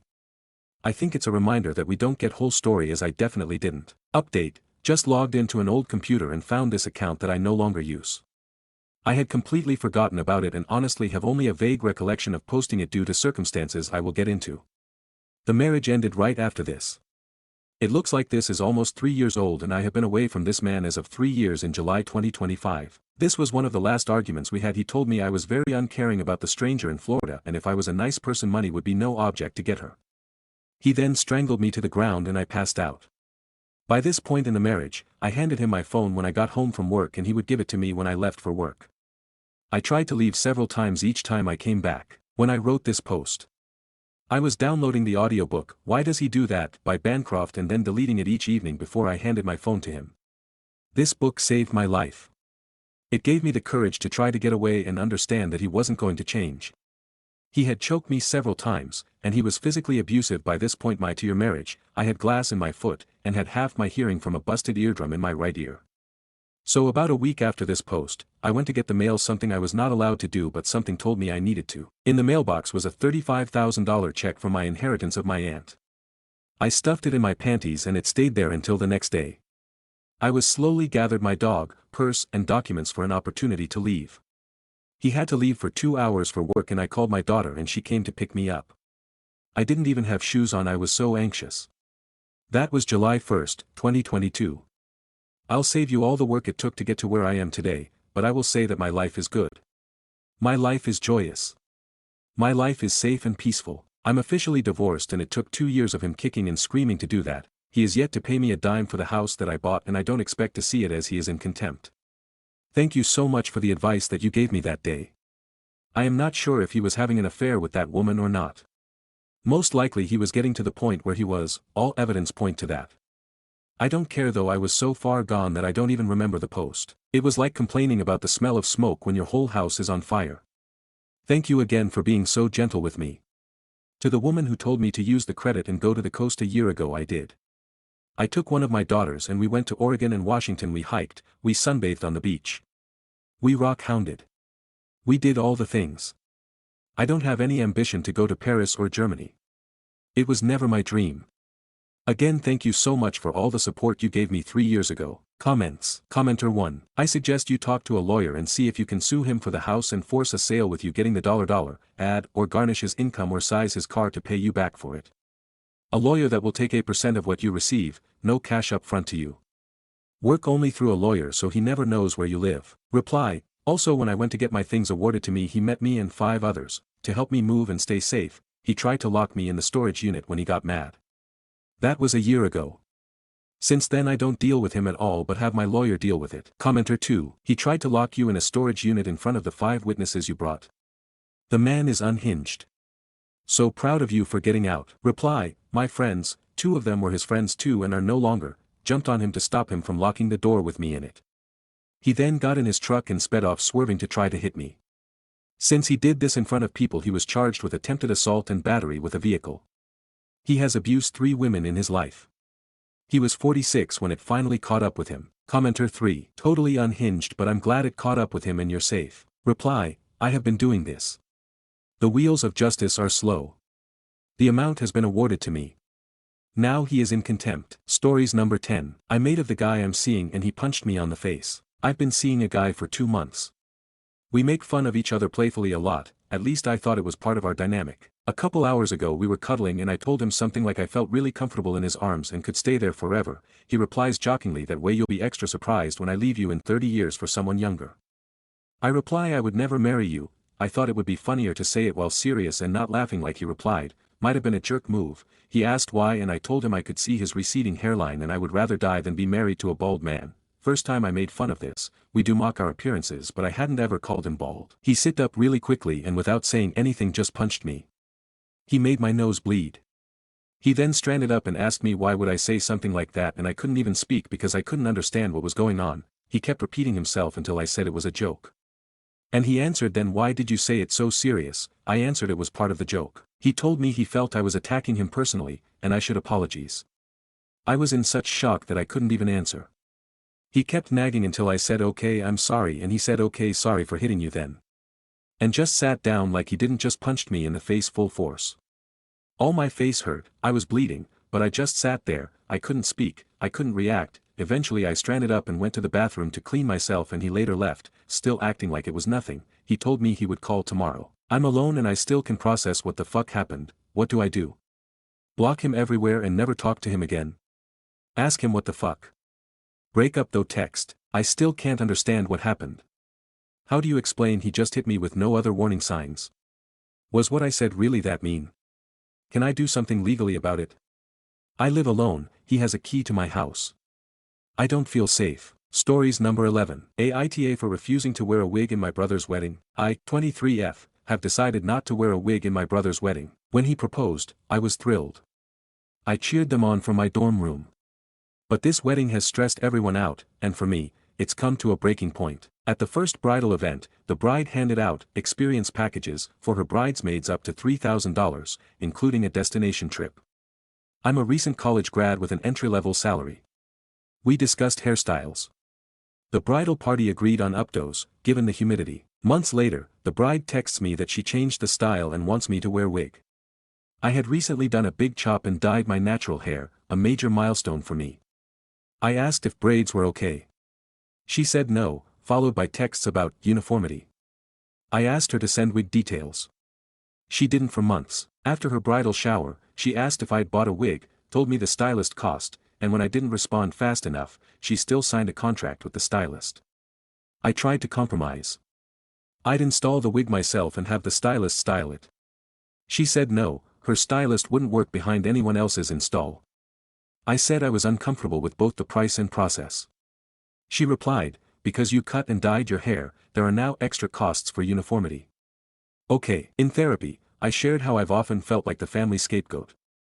My boundaries equals defiance. My therapist said, when people get used to you performing, they raise the bar every time. My gut said, I'm not wearing the wig. I explained this to my parents. My mom called me selfish. My dad said, you were a child. You couldn't say no, then added, if the bride doesn't get what she wants, you're out of the wedding party. I texted the bride. She respected my decision, but I could support from the crowd. I responded, what stings is being told I can only stay if I change everything about how I show up. That's not unity. That's control. I love you, but won't disappear. She forwarded it to my family. She's been very controlling. Others have clashed with her and her maid of honor dropped out. My brother says she talks negatively about our family. When I brought that up, my dad shouted that no one's on my side and blamed my mental health. I was told I shouldn't attend the wedding at all. My brother said he didn't care if I was in the wedding party, which lifted some guilt. I told him I'll still show up as myself. The bride finally sent a message saying I was condescending. My choice was last minute, she's the center of this new chapter, the Bible says the wife comes first, and I kicked myself out. I responded with truth, I'd expressed discomfort early on. My words weren't cruel, they were clarifying.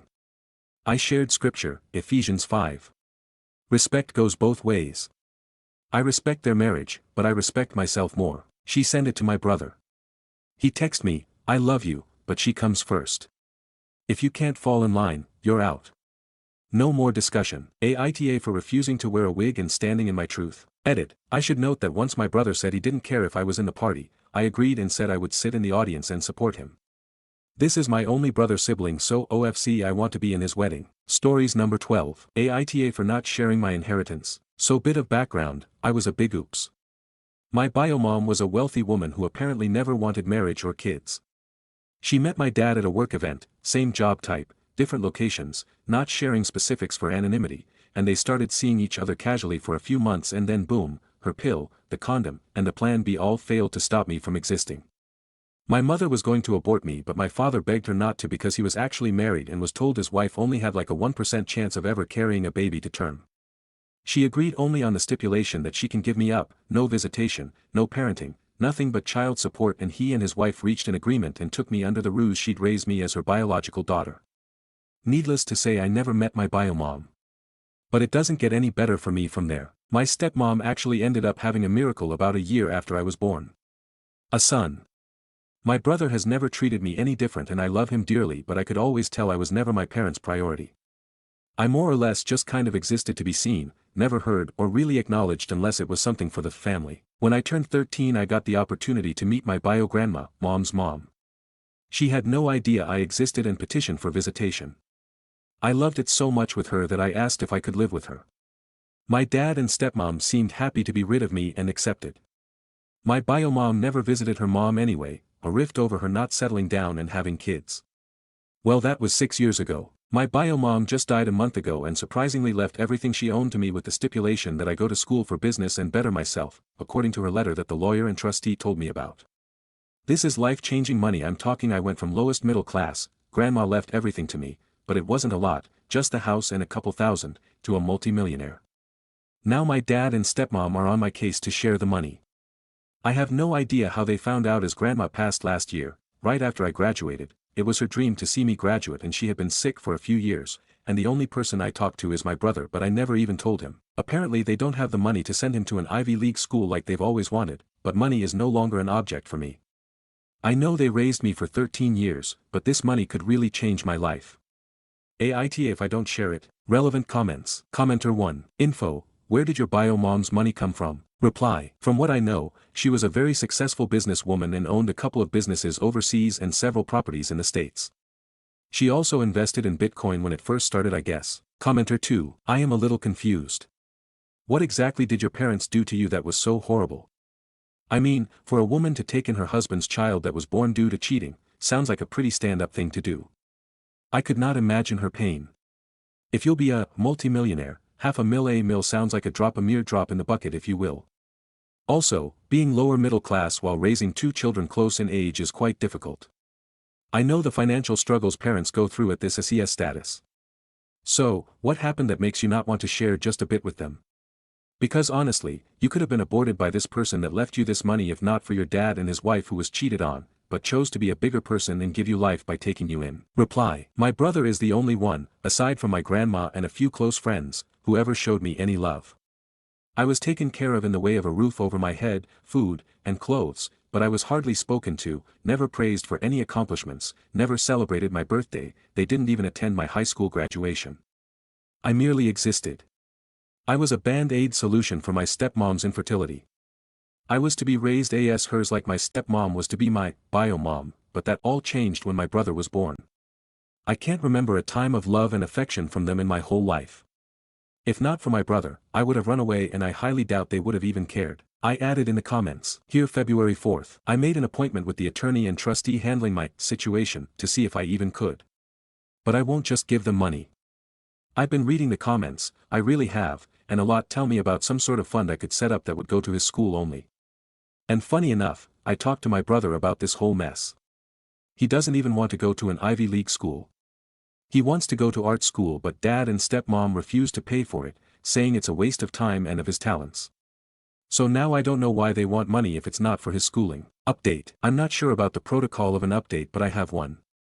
I made an appointment to see the lawyer and trustee handling my bio mom's estate. So the gist of the meeting ended with them telling me that how my mother wrote her will, in order for the inheritance to truly be mine, I have to go to business school. So I couldn't even give money to my dad and stepmom even if I wanted to, which, thanks to all of you, I learned I have no moral obligation to do and won't be doing. Plus, I talked to my brother and he doesn't even want to go to an Ivy League school, he wants to go to art school and dad and stepmom refuse to pay for it. I offered to him that after I complete my business degree, which I'm going to do, I would be more than happy to pay for his art school. He graciously accepted and told our dad, and it did not go well. They have threatened to disown him. They apparently want him to be a lawyer or doctor or something with a high salary so he can take care of them, I guess. They had a massive blowout fight and he is now moving out of their house and into mine. While he's still in high school, he is technically 18 now, so I'm not sure if I'll get in trouble with the police, but I wasn't about to let my brother live in the streets. I've been driving him to and from school while still working until I can register for business school. Thank you to all who commented and offered advice. Relevant comments. Commenter 1. After reading the edits, I'm glad everything worked out OP. But what does worry me is how the greedy, male sperm donor found out about your inheritance in the first place. Reply: I'm honestly not sure. My only guess is someone in his working community told him she died and he correctly assumed I got an inheritance from her. Update 2. Not sure if anyone still cares since it's been over a year, but I still get messages, so I'll provide an update. Last I updated, my brother moved in with me and my dad and stepmom were pissed to say the least. They did try calling the police, but once he showed his ID being he's 18, they pretty told my parents there's nothing they can do. They upped the ante and started harassing me at my house and eventually my workplace until I threatened them with legal action. They've sent letters ranging from wanting to reconcile to blaming me for stealing their child to begging for money and back to angry rants.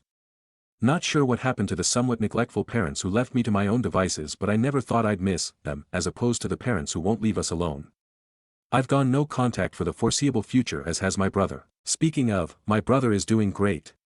He's got a part-time job right now and he's doing school part-time at a local community college to get some Gen Eds out of the way.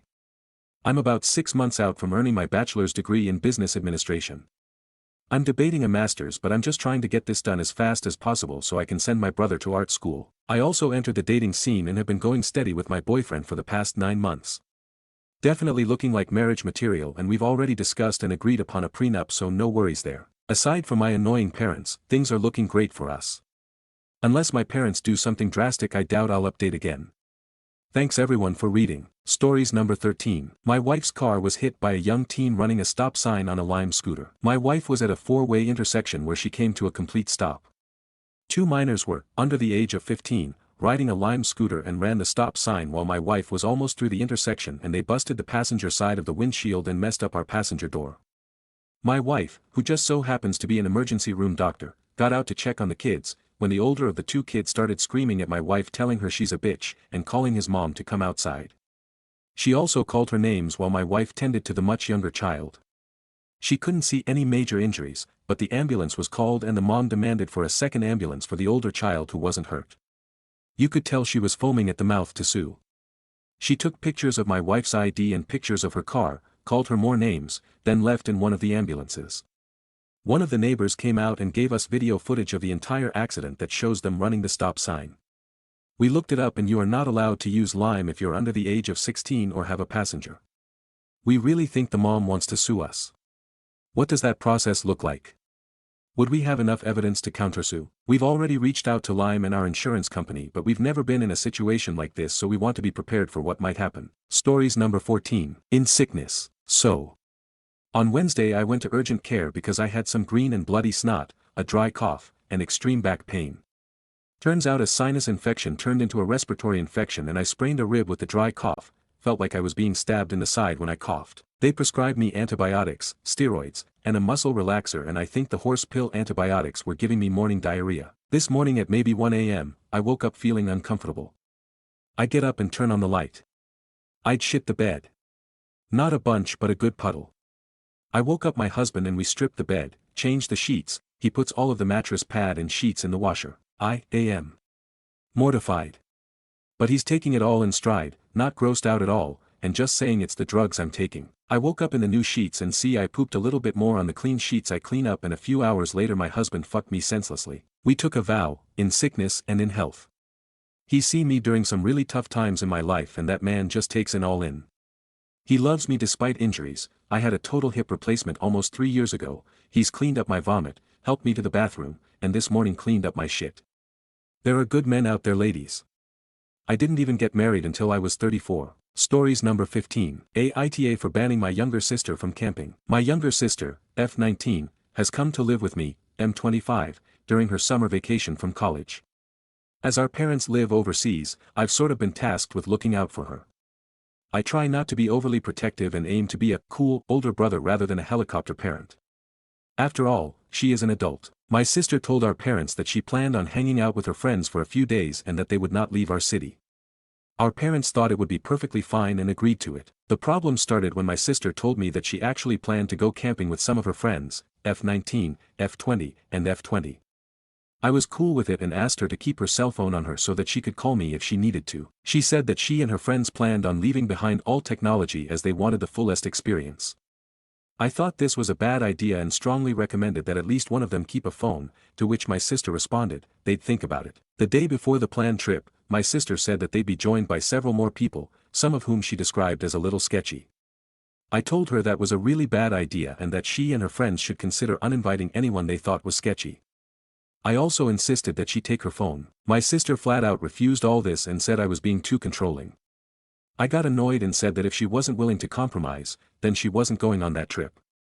She started yelling at me and called our parents, telling them that I was preventing her from seeing her friends. I told them how she planned on going camping with sketchy people, and my parents also refused to let her go.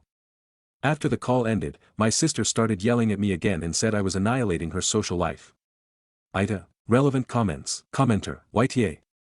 You can advise her, but you have absolutely no right to tell your legally adult sister what she can and cannot do. If you don't want her to stay with you because you don't like the choices she makes, do that, but you absolutely are being controlling. It doesn't even matter if you're right, you don't get to make choices for her. YTA. Reply, I don't want to control my sister's life and would never think of kicking her out. I do however feel that I should be able to stop her from walking into a potential bad situation with no way to call for help. Commenter 2. NTA for being concerned about your sister.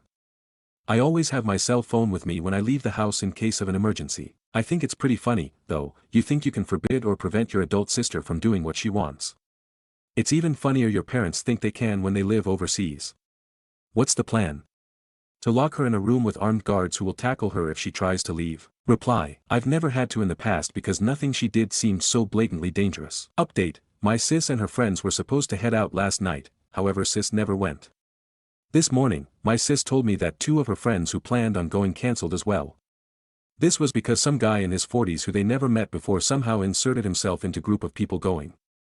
Apparently, he was invited by someone. This man wanted to the leader of the group and planned on going somewhere more remote than was initially agreed upon. He then told my sis's friends that he would hold on to everyone's cell phone so that they could all get the most out of the trip and technology wouldn't interfere. My sis agrees that was a little creepy, but still says I'm an ass for snitching to mom and dad, even though she was the one who called in the first place. Edit: for those wondering, we are from a socio-cultural group where kids, regardless of age, are kinda expected to listen to their parents. To their credit, our parents have never really enforced this and have allowed us to live without too many restrictions, so long as we don't harm other people or ourselves they wouldn't interfere too much. My sister is still dependent financially on our parents, and myself to an extent, however I never once used this to leverage my argument. Regardless of whatever bad decision she may make or fight she may have with our parents, my door is always open to her. As of now, I sort of hiding in my room as my sister is still furious with me. I'll try talking to her once she cools down. Update 2. I spoke with my sis and she apologized. She fully agreed that the whole thing became too sketchy. She told me that had she went, she too would have cancelled like her 2 friends when she heard what Creepo had to say. I asked my sis about the friend that agreed to go, and she too cancelled after Creepo insisted that she and her BF give him their phones.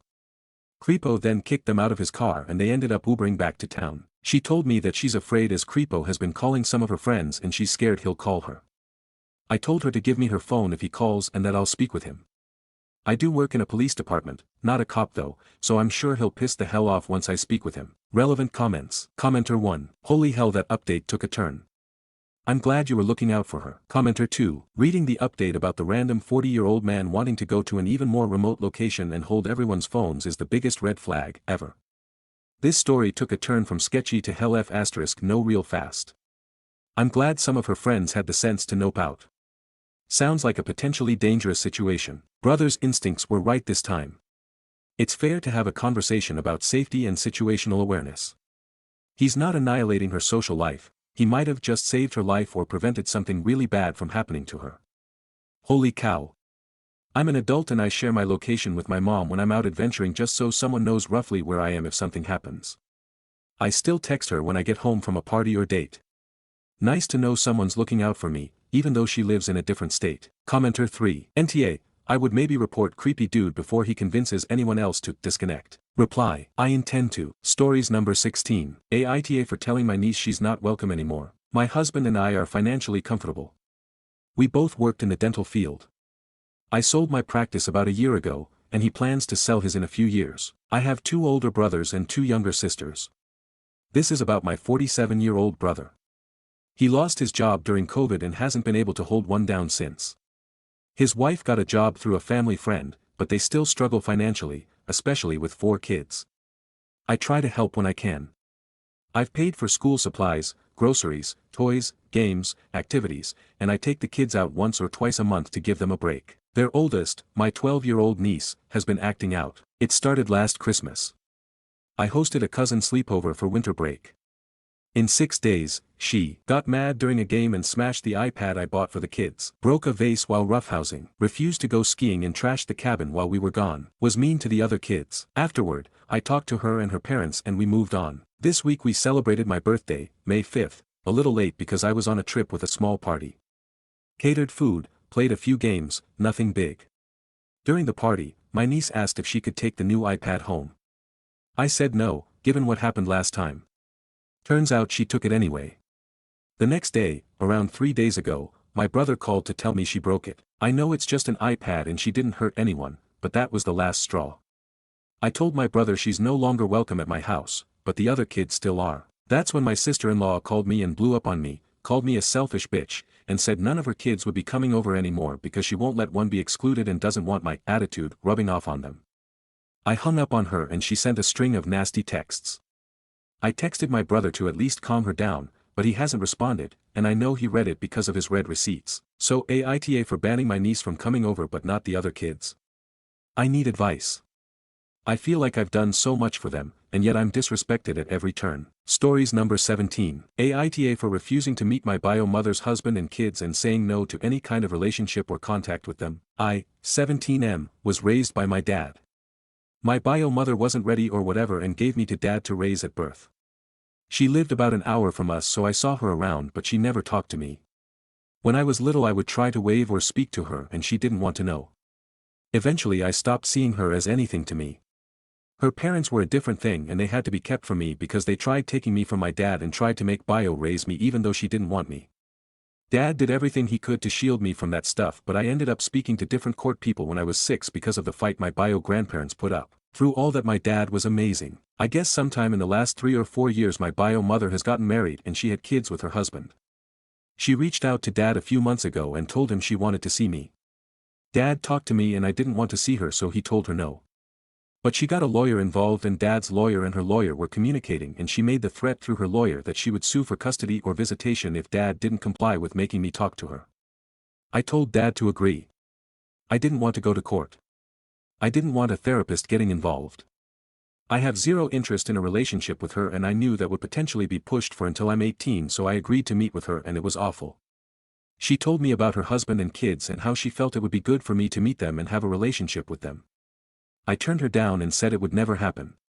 That was the end of us talking, but she's pressed dad on it through the lawyers and she's prepared to go to court and pay a shit ton of money for this to happen. I don't care if her kids are related to me through blood, I will die saying I am an only child and they will never be siblings in my eyes. So I reached out and said if she pushed that she would have to explain to her kids why their brother is so disinterested in them and why he's never happy to see them and makes no effort to be in their lives. I told her I'll be 18 sooner than she realizes and she can't make me hang around and I told her I don't care if her kids get hurt. I told her she'll be left to pick up the pieces with her husband. Her husband raged at dad after everything happened. My bio mother backed down after I made the threat to not care about her kids' feelings. Her husband thinks badly of me for saying it. He's being an ass to dad over it and dad blocked his number but he has access to my bio's number. Dad doesn't block her because he likes being prepared for her dragging the lawyers into it. The whole thing's a mess. And I don't feel guilty about it because of this random guy or these random kids. I don't care about the kids being blood. I don't even care if she turns into a shit mother to them someday and they want to bond with me over it. We're not family. But I know dad's dealing with the reaction to it and I do feel bad about that. He doesn't say it bothers him but he's finding it harder to keep what's going on from me. So I wanted to ask Aita. Stories number 18. Wibta if I don't make cakes for my Isael's wedding. I was asked by my MIL a while ago to make 2 cakes for my Isael's wedding.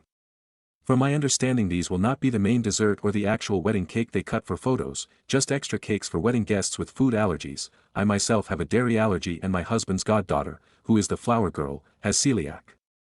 She asked me to make a gluten-free cake and a dairy-free cake. I have a small baking business on the side and bake out of my home. I have made wedding cakes before. My MIL said she would pay me to make them and buy some ingredients but she has yet to pay me anything or buy anything to my knowledge.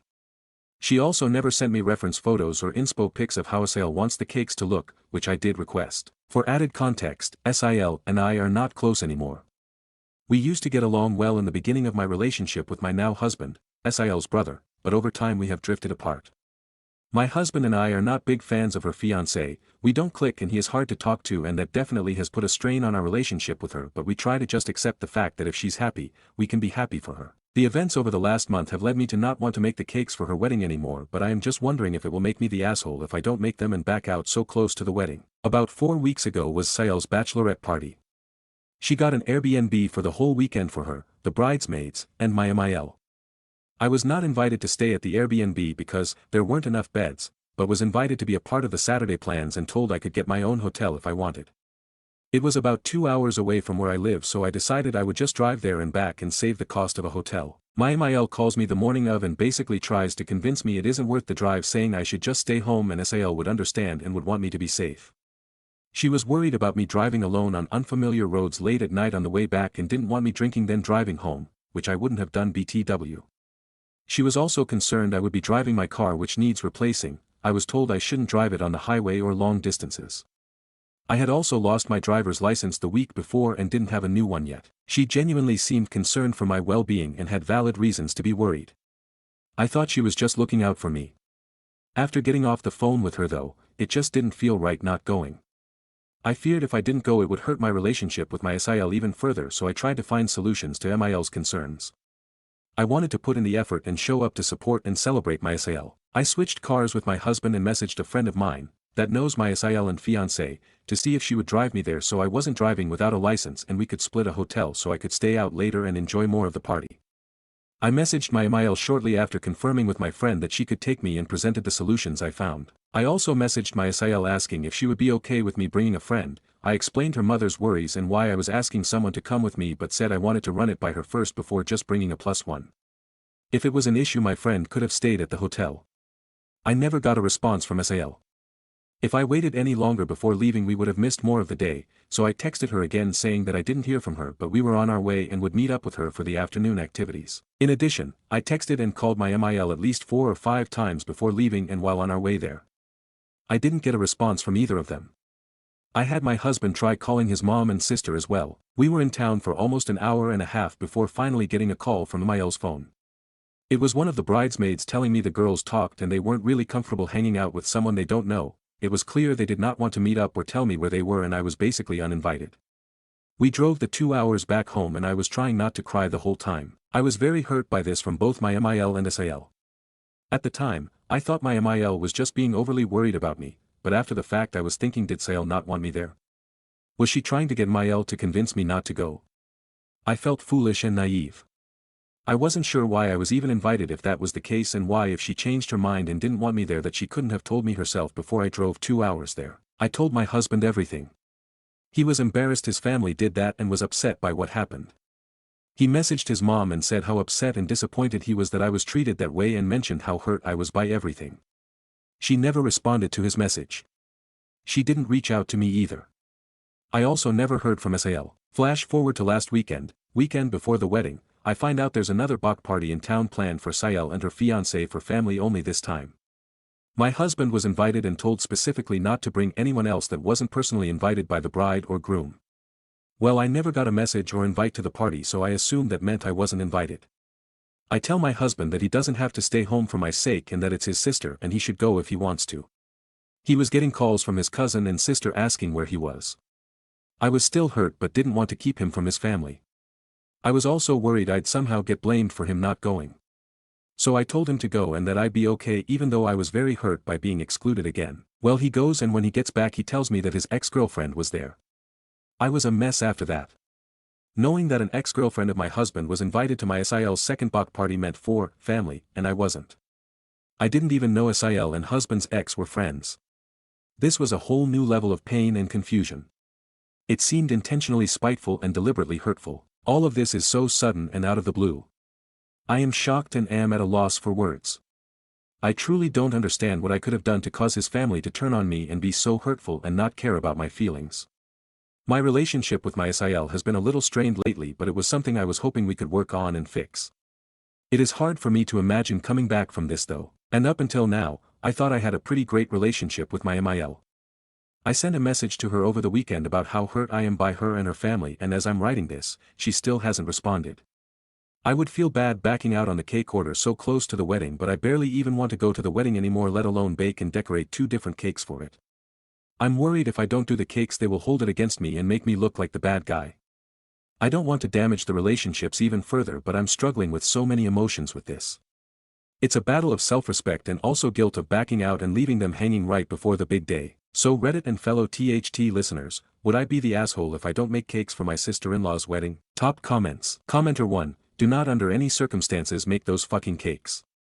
She can get your husband's ex-girlfriend to take care of it. Commenter 2, I absolutely would not make the cakes at all.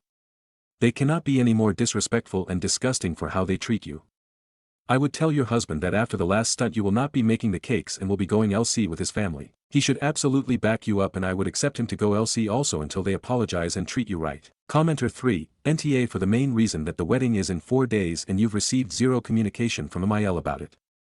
At this point, even had they not treated you terribly, that's not enough time to figure everything out and get all the supplies from her, nor has she even paid you a deposit. I say send your regrets and go LC with them. Commenter 4, okay, I hope you can practice some self-love and not only not make cakes but not go to the wedding. Are you kidding me? Several times they have purposely excluded you from functions. One you took a 4-hour round trip because SAL can't be an adult and have an adult conversation. Please drop the rope. You deserve way more than an apology, you deserve time to reflect and heal from their abusive tendencies. That is absolutely emotional abuse. They have showed you who they are and have shown you who they think is family, and you're not it. Don't forget that. Update. So when I posted the original thread, before it was taken down by the mods, I had a lot of people telling me not to make the cakes. I'm sorry to say I probably disappointed a lot of the OG responders. I didn't end up making the cakes, I did however make a dozen cupcakes. I found it to be a compromise I was comfortable with. I was very conflicted but ultimately would have felt too guilty not making anything for the wedding. Mostly because I was providing dessert options for those with food allergies, and having a food allergy myself, I know how hard it is to go to big events and not be able to eat anything. Being a baker, it is especially disheartening to see everyone else enjoy a dessert and not be able to have a safe treat to enjoy as well. I wanted to be sure my husband's goddaughter had a gluten-free dessert, so I decided to make 12 vegan, nut-free, gluten-free cupcakes to accommodate almost allergens and dietary restrictions. I asked my MIL if she still wanted me to make them and she said yes. I said I would need payment up front and she would need to provide the vegan butter and gluten-free flour. I severely undercharged for my baking, so I felt like it was a fair ask. She had my husband's other parent, or MIL number 2, husband has 2 moms, this will be relevant later, drop off the ingredients and payment on Wednesday evening before the wedding. Keep in mind the wedding was Friday, so with my full-time job schedule, I only had Thursday night to make the cupcakes and missed the rehearsal dinner. Not that we were planning on making it anyways, to be honest. SIL and her now husband didn't go to our rehearsal dinner because he didn't like anything on the menu, so we were already leaning towards not going to that. Flash forward to the wedding, I told my husband that I wanted to go, at least to the ceremony, because it was his family after all and I wanted to go for his sake. I told him going into it that I was only there to support him and that I was not intending to discuss any of the conflict or tension or prior events and didn't want to bring any drama to his sister's wedding day. I truly did not want to take away from her day. After the ceremony, I go into the reception hall to find the dessert table and drop off the cupcakes. Lo and behold, there were 3 fucking dozen other cupcakes purchased from a gluten-free specialty bakery on the table and no room for my cupcakes to go. I started shaking. I tossed the box of cupcakes on top of the table and went to go find my husband. I found him staring at the seating chart. He said, "Did you see who we were seated with?" I took a look at the chart and was shocked but yet not surprised to see we were sat at the farthest table in the back and not with any member of his family, except his donor dad. Now a little backstory context. As I mentioned before, my husband, and SAL, have 2 moms. My husband and SAL have 2 different donor dads, so SAL has no relation, blood or otherwise, with my husband's donor dad. My husband has never had the intent or interest to meet his donor dad, despite pressure from his moms. His DD, donor dad, was an acquaintance of his parents, so they did know him and would send him cards and pictures over the years, but my husband never wanted to meet him. He never felt the need to because he already had 2 parents. MIL did pressure us to invite DD to our wedding the previous year. I left the decision up to my husband and he chose not to. So back to the wedding, I was fuming. As if I wasn't already shaking enough. It's one thing to hurt me but to mess with my husband. Hell no. I could not believe his own family would do this to him. No one should be blindsided like that and forced into meeting their DD when they've specifically expressed that they do not care to.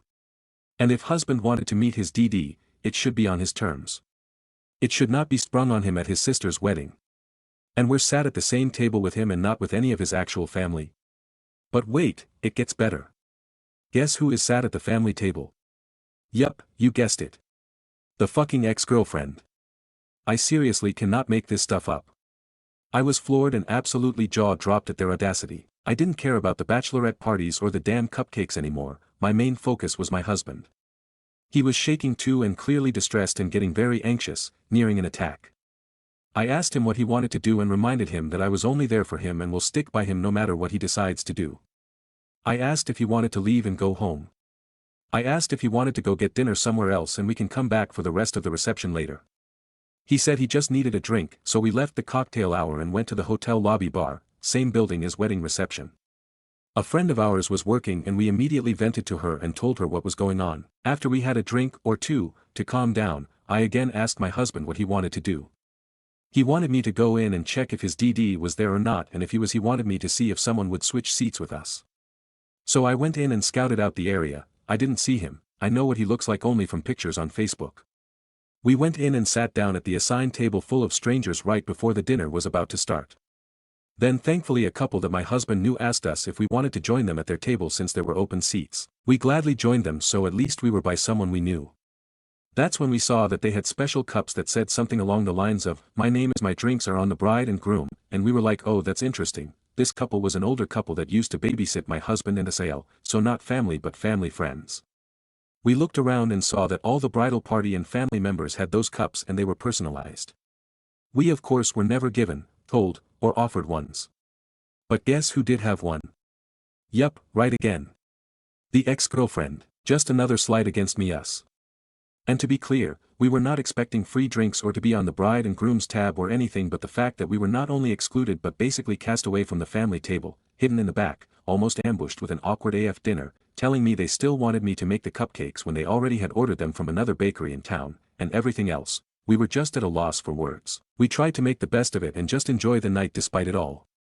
We danced with his goddaughter, got really drunk, thanks to the lovely and supportive bartenders at the lobby bar, and I made sure Mil saw me give one of my cupcakes to the goddaughter.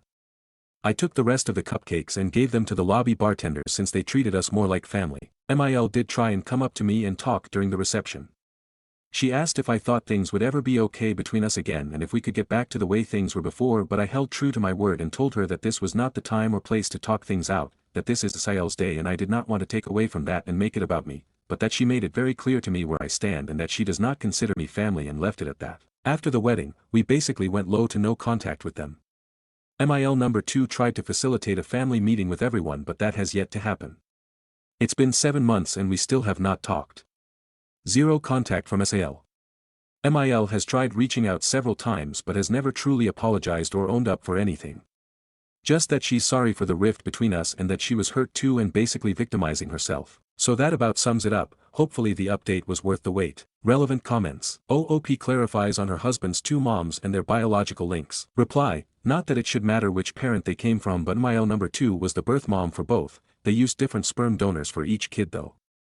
Husband was a rainbow baby and actually grew up the golden boy, but from what I've seen they've overcompensated that now by enabling Asael and never telling her no. OOP responds to a comment about her feelings being hurt. Reply, yeah, I was expecting it to be tense and a bit awkward, but it was truly worse than I could have ever imagined. Still glad I went though, so we could witness their true colors and know exactly where we stand in the family. And I have a clean conscience, I can wash my hands of it now. Did OOP ever find her husband's DD, donor dad, at Asael's wedding? Reply, we never saw him. I don't think he ever showed up. I'm not sure why he was even invited or would say he was coming to the wedding of someone he has no relation to and when he doesn't know the bride or groom. Still unclear if he was actually supposed to be there or if it was some cruel psychological abuse tactic. Commenter 1, do you have any idea if Mil number 2 knew what went down with the Bach party and cupcakes? I'm wondering if her attempt at a group meeting is her trying to get both sides of the story and Mil1 and Asael are not cooperating. The whole thing is so weird. Like, what could have happened to change the dynamic so drastically when everything seemed normal on your end until cake order and Bach party? I'd be so mad about the 4 hours of driving thing. They're cowards for not replying to you. And that's really a keeper friend who agreed to do that for you. Reply, I'm sure she only knows Mil number 1's version of events and I'm not sure how they spun it. Mil number 2 and husband are very similar in their conflict avoidance and peacekeeper tendencies. I've had to sweep a lot of my feelings under the rug with this family before and I'm done doing that. I'm not cleaning up the mess they made. Husband has been a very supportive partner through this and is fully on my side and has my back, as I have his. He just tends to avoid hard conversations and shuts down, gets quiet when people are upset. It's something we are working on. I've suggested couples counseling so we can both learn better ways to communicate and deal with conflict moving forward. There's definitely things we have to unlearn too. I want to break the cycle and not carry on the toxic traits we may have picked up from our parents and past relationships so they don't affect our marriage. He is open to it. As for the friend, yes, she is a real one. A great friend to both me and my husband, and we're very thankful to have her in our lives. And yeah, things had been good with his Mil prior. We would often get lunch, dinner, or drinks just the two of us and talked frequently. I thought we were actually getting closer than ever before, but it all unraveled so quickly. It was quite the blind side. I was mostly hurt by her sudden lack of communication. And that she shut me out and pushed me aside so easily. I fully understand that Asiel is her daughter and it was her wedding. I was not expecting my feelings to be her priority by any means, but just to be shown a little empathy perhaps. Show a little understanding or acknowledgement of my feelings, offer any sort of explanation maybe. Commenter 2, okay so yeah, YTABC it was very apparent where this was headed. Why do you keep putting yourself in a position to keep getting crapped on by those people? The family meetup needs to be preceded by an apology from Sil Mil before moving forward, and please find some self-respect. Reply, so 1 month of a sudden change in behavior is supposed to make me forget the past 5 years? I should so easily cut off my husband's family. As I said, this was a blindside and was extremely surprising and therefore extra confusing and hard to accept. It was his little sister's wedding. It may have taken us until that night to realize we need to cut them off, but it wasn't a long drawn-out pattern of repeated abuse. It was the span of about 4 weeks leading up to a big family event. We did reach our limit and set our boundaries and are prioritizing our mental health. But way to judge me so harshly from the outside though. OOP on her husband's history with his ex. Reply, husband and the ex dated a long time ago in middle school high school. We all went to the same school including Asiel. I didn't start dating husband until about 8 years after we graduated. So if there was any cheating when they dated, it wasn't with me. The ex was married to someone else and has a kid but recently got divorced. I knew Mil still sent holiday cards and gifts to her and her kid, but I didn't know that she and Asiel were friends at all, let alone that close of friends to sit at the family table over actual family. I'm not worried or threatened by the ex and I trust my husband, but it's the concept and the principle of it all. The lack of respect and boundaries. The cruel blindsides. Purposefully excluding us. Everything. There's no reason or excuse that could justify or explain their behavior. I don't think they'll ever truly be sorry, but part of me is curious to see what they have to say. To see them try and talk themselves out of this mess they created. I ultimately don't need them in my life. It was nice to have them in it while it lasted, but if you're not adding joy and light to my life, then I don't need you in it. But I do know my husband misses his family, so that's been hard, especially around the holidays. He still can't believe that it happened or understand why they would do this. I'm not sure what clarity they could offer though that would help him heal or get closure. I'm definitely not ready to welcome them back into our lives or repair what they broke. Stories number 19. Picked up a girl for the first time in a decade. 29M, single 95% of my adult life, and not been on a date in almost 4 years. Can count on one hand the first dates I've been on in my life, and all but the first one, way back in 2016, arranged through dating apps, which I gave up on a year or 2 ago. All this to say, I was at a museum after hours event the other night, by myself, and with the intention of at least making an acquaintance or two. Met a girl while messing around with one of the interactive exhibits, and after a fun but fairly innocent conversation offered to wander around with her. All very nice, met a couple of her friends she was with and went for a couple of drinks after, things getting steadily more flirty as time goes by. Kiss in the taxi rank at the end of the night, and I'd have been more than content to leave it there, but we went back to her place and cuddled. Well, I've been buzzing ever since. I was steadily starting to believe I was undesirable and I'd live the rest of my life alone. But I've proved to myself I can flirt in the right circumstances, still not exactly sure what I did, but I guess it worked. The point of this story is not to be afraid to go and do things by yourself, or as a loose third wheel. Flirting just seems to be projecting confidence, and confidence can be faked. As cliched as it sounds, you don't have to be anything more than yourself, and you're almost certainly more attractive than you think. Also normalize museum parties and just cuddling. Stories number 20. Aita husband refused to buy me tampons. For starters, I, 24F, am a SOM and my husband, 30M, is the breadwinner. I like to think I do my best to take care of him. We also have a 1-year I am the primary caregiver for. Now to the main point. Yesterday I woke up to find my period had come. I am currently weaning from breastfeeding. This affects my cycle. It was very heavy and I bled through the sheets and on the bed. My husband was not happy because he had to help me clean up. I was soaked in blood. After I had cleaned myself, I cleaned my mess and washed and scrubbed the bed. My husband was still not happy. Later that day I'd noticed I was low on tampons, so I called my husband and asked him to please pick me up some. To my surprise he said, no. I asked if he'd do pads then. He replied, no. I was kinda shocked and asked, what am I to do? He said, well, are you paying for them? I'm obviously confused at this point when he then states, if you can't pay for them, sucks to suck, and hangs up. So being on my period, my emotions are everywhere. I don't know what I'm supposed to do. I've been crying non-stop and I'm down to 4 tampons. I feel humiliated and I don't live close to family. He has my car and I have no money or savings. gave him everything when I became Som, and I don't even know what I'm supposed to do. I asked him again last night and he said, "You got the money yet?" He made me sleep on the couch as to not bleed through again. I've never felt so humiliated and ashamed in my life.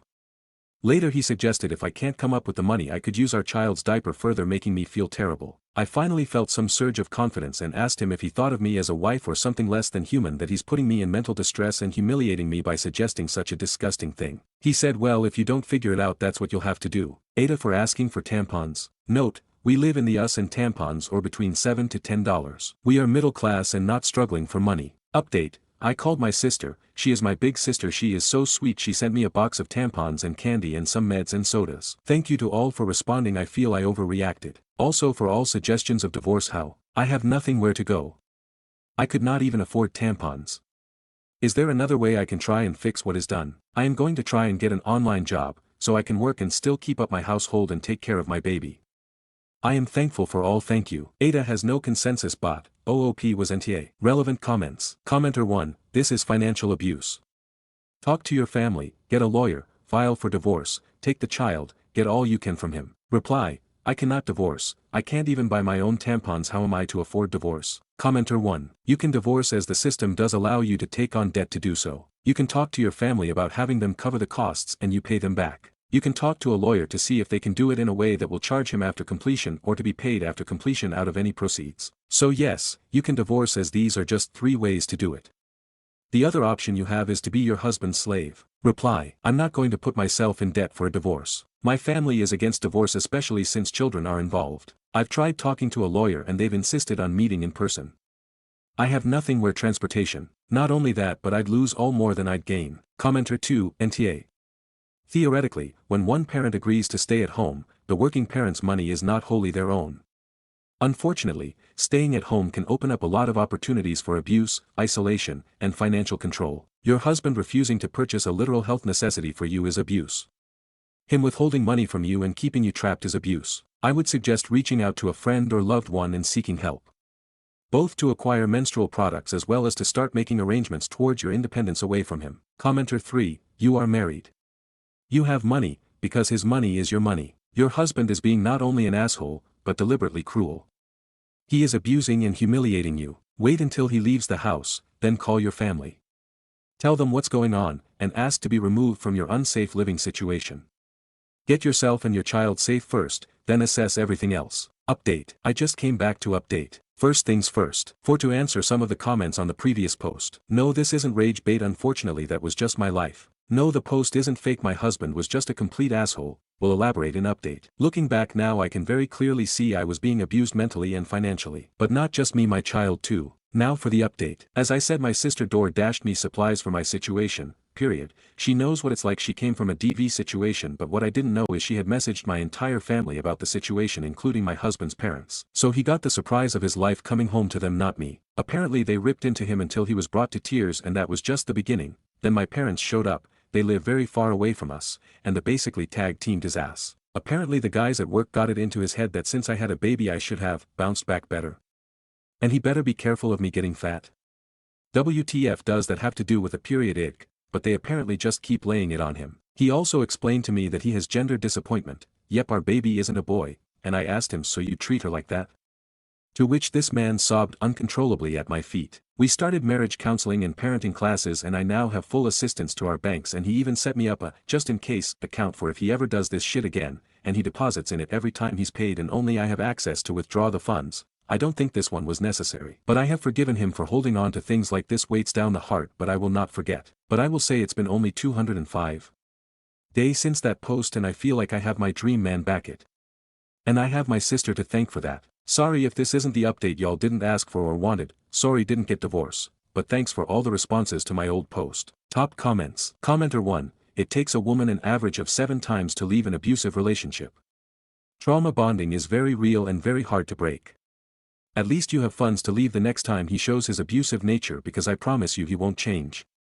It took me 3x before it stuck with me. Wishing your daughter the best. Commenter 2, I can understand why you stayed, but you need to understand that his current behavior is only because his family shamed him. He refused to buy you feminine hygiene products, financially abused you, and when you asked for tampons he wrote, "It sucks to suck." He was getting some sort of sick enjoyment watching you suffer. He will revisit his past behavior again, but at least you will have access to funds so you can leave him. He is blaming his work colleagues for his behavior. You must realize this is just an excuse. The gender disappointment is also an excuse. Commenter 3, so you stayed with an abusive husband knowing he was a bad father to your daughter too? You need also an award. I'm not sorry for you anymore. I was for the first post but now, I'm leaving. People like this don't change. Poor child. You choose this awful life, not her. Dream man. Let me laugh hard. No dream person would act like he did. You're delusional and I can't see a way to say it nicely. You need to wake up. He was not worried about your health but about the fact you might get fat. He let you soak in blood. Did not care about his daughter because it's a girl. Took away your belongings and money. Update because I forgot to wrote, yes, now YTA to your daughter and to yourself big time. Stories number 21. Aita for telling my spouse I needed 30 minutes alone when they just got back from a trip. My spouse, 33F, and I, 35F, have 2 kids, 2 and 4. My spouse was recently away for 4 days for work. My parents were here while she was away, leaving about 8 hours before she was back. Having them around is probably net helpful but is also draining as they are high conflict, and my dad in particular often makes demands, asks questions at inopportune times. The other context is that we have had guests staying for all but 5 days for the last month, and my father-in-law was flying back with my spouse to stay. He is nice but doesn't help, e.g. generally doesn't clean up unless explicitly asked. Anyway, at 7 p.m., I started getting the kids ready for bed. By 8:30, the eldest was still awake, pulling various delay tactics, and announced she was hungry. At this point I was annoyed as I still needed to clean up downstairs before my spouse and FIL arrived. My spouse texted me at that exact moment to state, just landed. Kid sleeping. I responded I have been trying to get kid asleep for 90 minutes but she's still awake, I suck. Clearly I should have said, welcome back, but I felt like I had failed at my one task and was overwhelmed at the possibility of more hosting without a break. My spouse said she's probably just excited, to which I responded I just wanted like 30 minutes alone without hosting someone. At this point, my spouse interpreted this as me not wanting her to come back.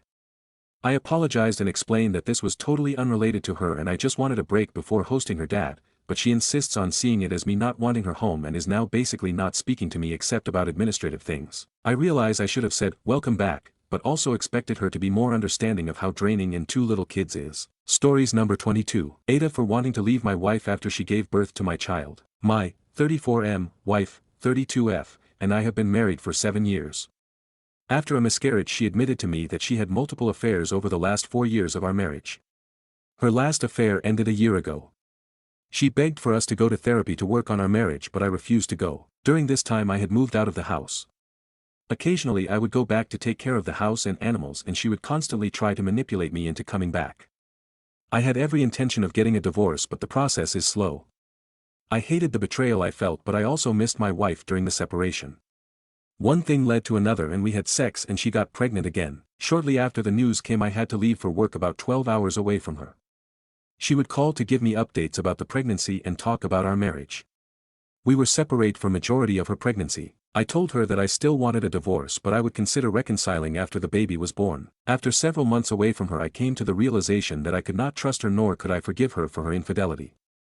I feel like the last 7 years of my life has been a lie. While I was away from her I met someone and a relationship blossomed between us. I truly feel like I love this woman.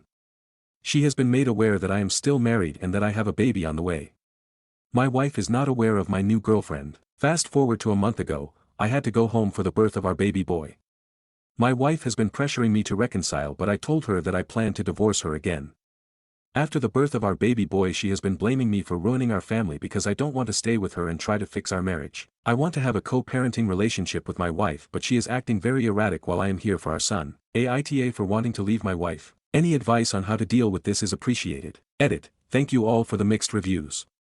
It was expected.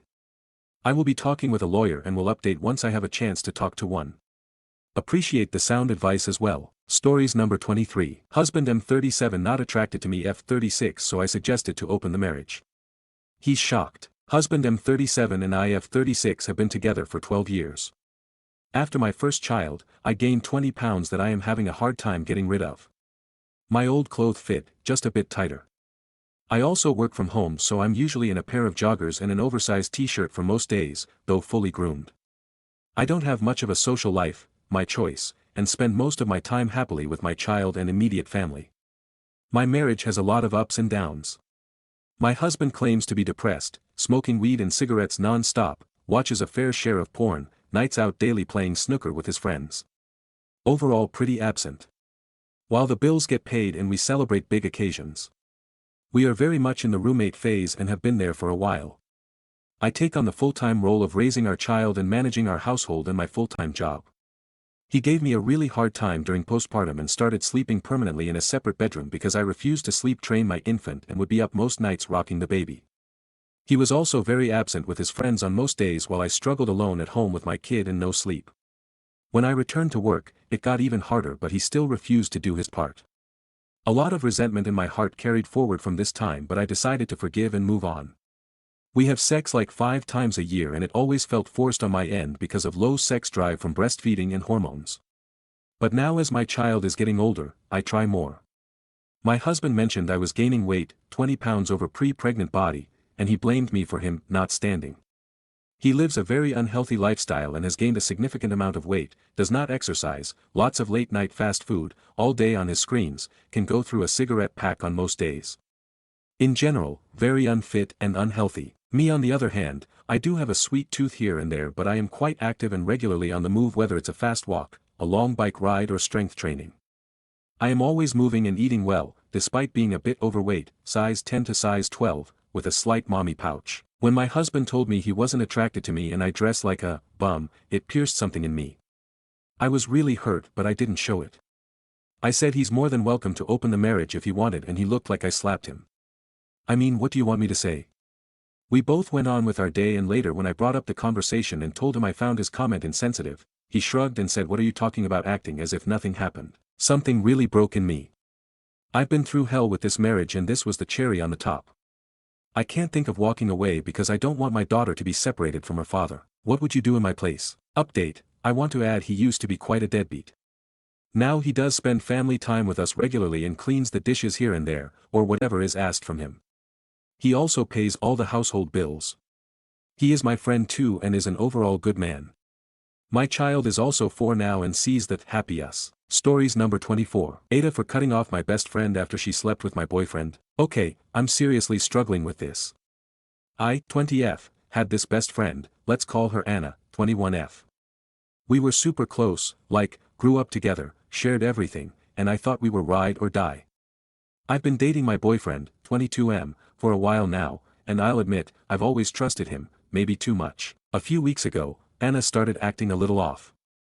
She'd cancel plans last minute, always seemed busy, and her vibe just felt weird. But I brushed it off because, you know, life happens. Then, a couple of nights ago, my boyfriend and I were texting, and he accidentally sent me a message that wasn't meant for me. It said, "I can't believe we did that. I don't want her to find out." At first, I thought it was some joke or miscommunication, but my gut twisted in a way that I couldn't ignore. I confronted him, and he admitted that he slept with Anna. Yes, my best friend. He said it was a one-time mistake, that it meant nothing, and I shouldn't overreact. But honestly, I'm still shocked. Anna sent me this week apology text afterward, but all I felt was betrayal. I couldn't even look at her without seeing them together in my head. I blocked both of them. Deleted their numbers, wiped them from my life, just like that. It's been a week, and I feel so messed up. I'm so angry at myself for not seeing the signs sooner, and even more pissed at them for thinking they could get away with this. Now, my other friends are telling me that I'm being too harsh. They say I should try to forgive Anna and work things out with her, but I just feel like I can't. The trust is gone, and I can't imagine ever looking at her the same way again. Was I too quick to cut her off? Or was I right to protect myself? Stories number 25. Neighbors at war, we're just watching it happen. So we moved into an hole last fall. We immediately caught the eye of who we assumed was the neighborhood Karen. She didn't like that an HVAC repair van was parked in front of our garage, a rule violation. Never mind that he needed to park as close to the furnace as possible. We received a letter. Okay, fine. We'll keep our heads down, but good to know who to watch out for. We made the efforts to be kind to her and eventually, she decided we're okay after all. She recently started talking me up, so I've learned a lot about the neighborhood and the drama. She was the original president of the HOA, but isn't on the board anymore. She doesn't approve of the way it's run now and takes it upon herself to do the yard cleanup in the common spaces, including the wooded area behind the property. You'd think that would be appreciated. She works really hard to rake the leaves, remove debris, and keeps it looking clean. Apparently the other neighbors say she cleaned up the woods too much and they can see the next property over that has apartments, so they lost their privacy. First of all, she would have had to remove trees to have done that. She didn't. Second, the apartments at that property don't have windows on the side that faces us, so nobody is even watching. Anyway, all this to say, a neighbor hates her, complains about it, and she gets fined for the cleanup because she's altering the landscape without authorization. She does it anyway. Today, she spent the day raking the leaves in the woods and filling several yard debris bags. She worked all day. There were several bags filled up. Then tonight, we were watching TV around midnight when our dog started barking and indicating there was someone outside. We hit the lights and looked out. It was the neighbor who complains about her. She had dumped out the contents of the yard debris bags, and under the cover of night, she was throwing it all back where it came from. This is going to get so good this summer. ETA, the reason she's raking the woods is that it's like 15 feet of wooded area, the neighborhood kids walk through there to visit each other, and she's found lots of barbed wire in there, so she's trying to make sure it's safe. Stories number 26. Aita for refusing to make my demented mother a hot fudge sundae at 1:30 a.m. when she asked for it and woke me up. I, 67F, am my mother's caregiver, 94 years old. She gets up at night to use the bathroom many times and I never get any sleep. Taking care of her is a full-time job and everyone assumes it is easy. I take her to every appointment, to the bathroom, lift her everywhere. It is a lot. Last night at 1:30 in the morning she randomly woke me up asking me to make her a hot fudge sundae. I yelled back that it was 1:30 and to go to bed. She asked me again and I yelled at her, probably rudely, and told her to go to bed and that her request was ridiculous given the time of the day. She persisted. My nephew in the other room woke up, made her the sundae which she said she loved, thanked him, and said she does not think she will get to have many of them in her life given her age and health. My nephews, my sister, my brother-in-law, and my niece-in-law all admonished me for not making her the sundae and said I was cruel and mean. In my mind, it was an insane request and now she is going to ask for it every night. She has no concept of time of day and I am her sole caregiver. Stories number 27. I'm 16 and I'm pregnant. I guess my life is over. Hey. I don't even know where to start. I feel so alone. A couple months ago, me and my boyfriend, 18, didn't have a condom, and honestly, that was the worst decision of my life. Now here I am, 6 months pregnant and completely alone. My boyfriend's in college out of state, he visits me twice a month, and his dad won't let him drop out. His dad's been sending me money so my boyfriend doesn't have to get a job and can stay in school. He also comes to see me every week and keeps making weird comments, like how I should go on a diet to keep my weight down after I have this kid, or how my boyfriend's gonna leave me for some better girl in college and that I should just accept it. I hate going to school and I just want to drop out, but my stepmom talked me into staying. I don't have any friends at school anymore. I'm too embarrassed to go anywhere because it feels like everyone's judging me all the time. My dad wants me to go to therapy, but I don't want to talk about any of this with anyone. I guess my mom was kinda right when she left me, cause I really am a mess. I didn't want to get an abortion, I didn't feel ready for that emotionally, but I'm not ready to be a mom either, especially not with my boyfriend so far away. He's gonna try to transfer to a school back in our city, but every time he brings it up, his dad threatens to cut him off and stop paying for everything. I hate my life and I feel like I'm never gonna get back on my feet. Stories number 28. Wibta if I stopped talking to my best friend of over 10 years after he and his wife went on a double date with my ex-wife and her affair partner. Back in 2023 I found out that my M44 wife, F43, had been exchanging hundreds of texts with a mutual male coworker. For context, my wife, Julie, and I worked at the same small business that was owned by her family. After the discovery of the texts I confronted her and she admitted to the emotional affair and also said that had been unhappy in our marriage for years. We had been married over 20 years, owned a house together, and have 2, now adult, children together. The discovery of the emotional affair led to our divorce, sale of our Marshall home and me immediately resigning from my position at the company in which me, Julie, and her affair partner worked. Over the last year I have worked to rebuild my life, finding a new job, moving into my own place, and now have a GF who I love. Getting to where I am at today though was not in any way easy and this whole process was one of the most difficult things I have ever been through. My best friend, Mike, met when we worked together about 12 years ago and we pretty much text or talk daily since. Over time me, Julie, Mike, and his wife Ashley all became really good couple friends and have even taken vacations together. Upon first finding out about the emotional affair, Mike and Ashley immediately took my side and supported me through everything. Over time, Ashley and Julie began to talk again, since they were friends too, and I really didn't have any feelings about this either way. I even know that Mike and Julie would still talk and text from time to time, which I also had no problem with. Yesterday though, I was scrolling through Facebook and I see that Mike, Ashley, Julie and the affair partner, now boyfriend, are all out at a comedy show together, and this just kind of rubbed me the wrong way. I felt a sense of betrayal by my good friend Mike that he would be out on the town hanging with my ex-wife's affair partner. To add some additional context, Mike and Ashley recently also had their own affair partner issues when Mike discovered that on several occasions found out that Ashley was texting a male coworker. They have since reconciled their marriage for the time being, but I honestly don't see it lasting once their kids get older. Wibta if I began to cut Mike out of my life. TLDR. My best friend of over 10 years went out for a night on the town as a double date with my ex-wife, married 20 years, and her affair partner to whom she is now dating. Update 1. Thank you to everyone who responded. I read through quite a few of the comments and the majority on here think that I WNBTA for cutting him out. I also consulted some close married couple friends who know all parties involved, and they also agree that the right thing would be to say something to Mike. They also made a valid point that if I don't establish my boundaries now, how much further will this go, and the content inside of me will just continue to grow. I texted Mike and said that I felt a sense of betrayal from him and Ashley hanging out with Julie and the affair partner. He wrote back some generic response saying that I said it was okay for him to continue being friends with Julie without acknowledging the affair partner also being involved. I know he is busy with church and Mother's Day stuff today, so I kind of expected a half-hearted response. For those of you commenting that Mike has no spine, you are correct. He bows down to his wife and allows her to walk all over him even after she was caught multiple times talking to the same guy before it finally, supposedly, stopped. They are basically staying together for the kids at this point, and church is new to them as a way to try and repair their relationship and heal their family. For those of you saying my ex, Julie's, affair was more than emotional affair, I don't believe it was. I had become suspicious of her phone activity a week or two prior to actually finding out. I found out by logging into the Verizon account and seeing that she had sent over 3K texts to his number within a couple weeks' time. If I not found out when I did it, would I suspect in the coming weeks it would have become physical. Stories number 29. Aita for taking a shower during my parents' party and making it weird. Hey. So this might sound dumb, but I honestly can't stop thinking about it. I'm 19, female, and still live at home. Last night, my parents threw a party, nothing crazy, just like 18 people, mostly their coworkers and some neighbors. I wasn't part of it, didn't really care.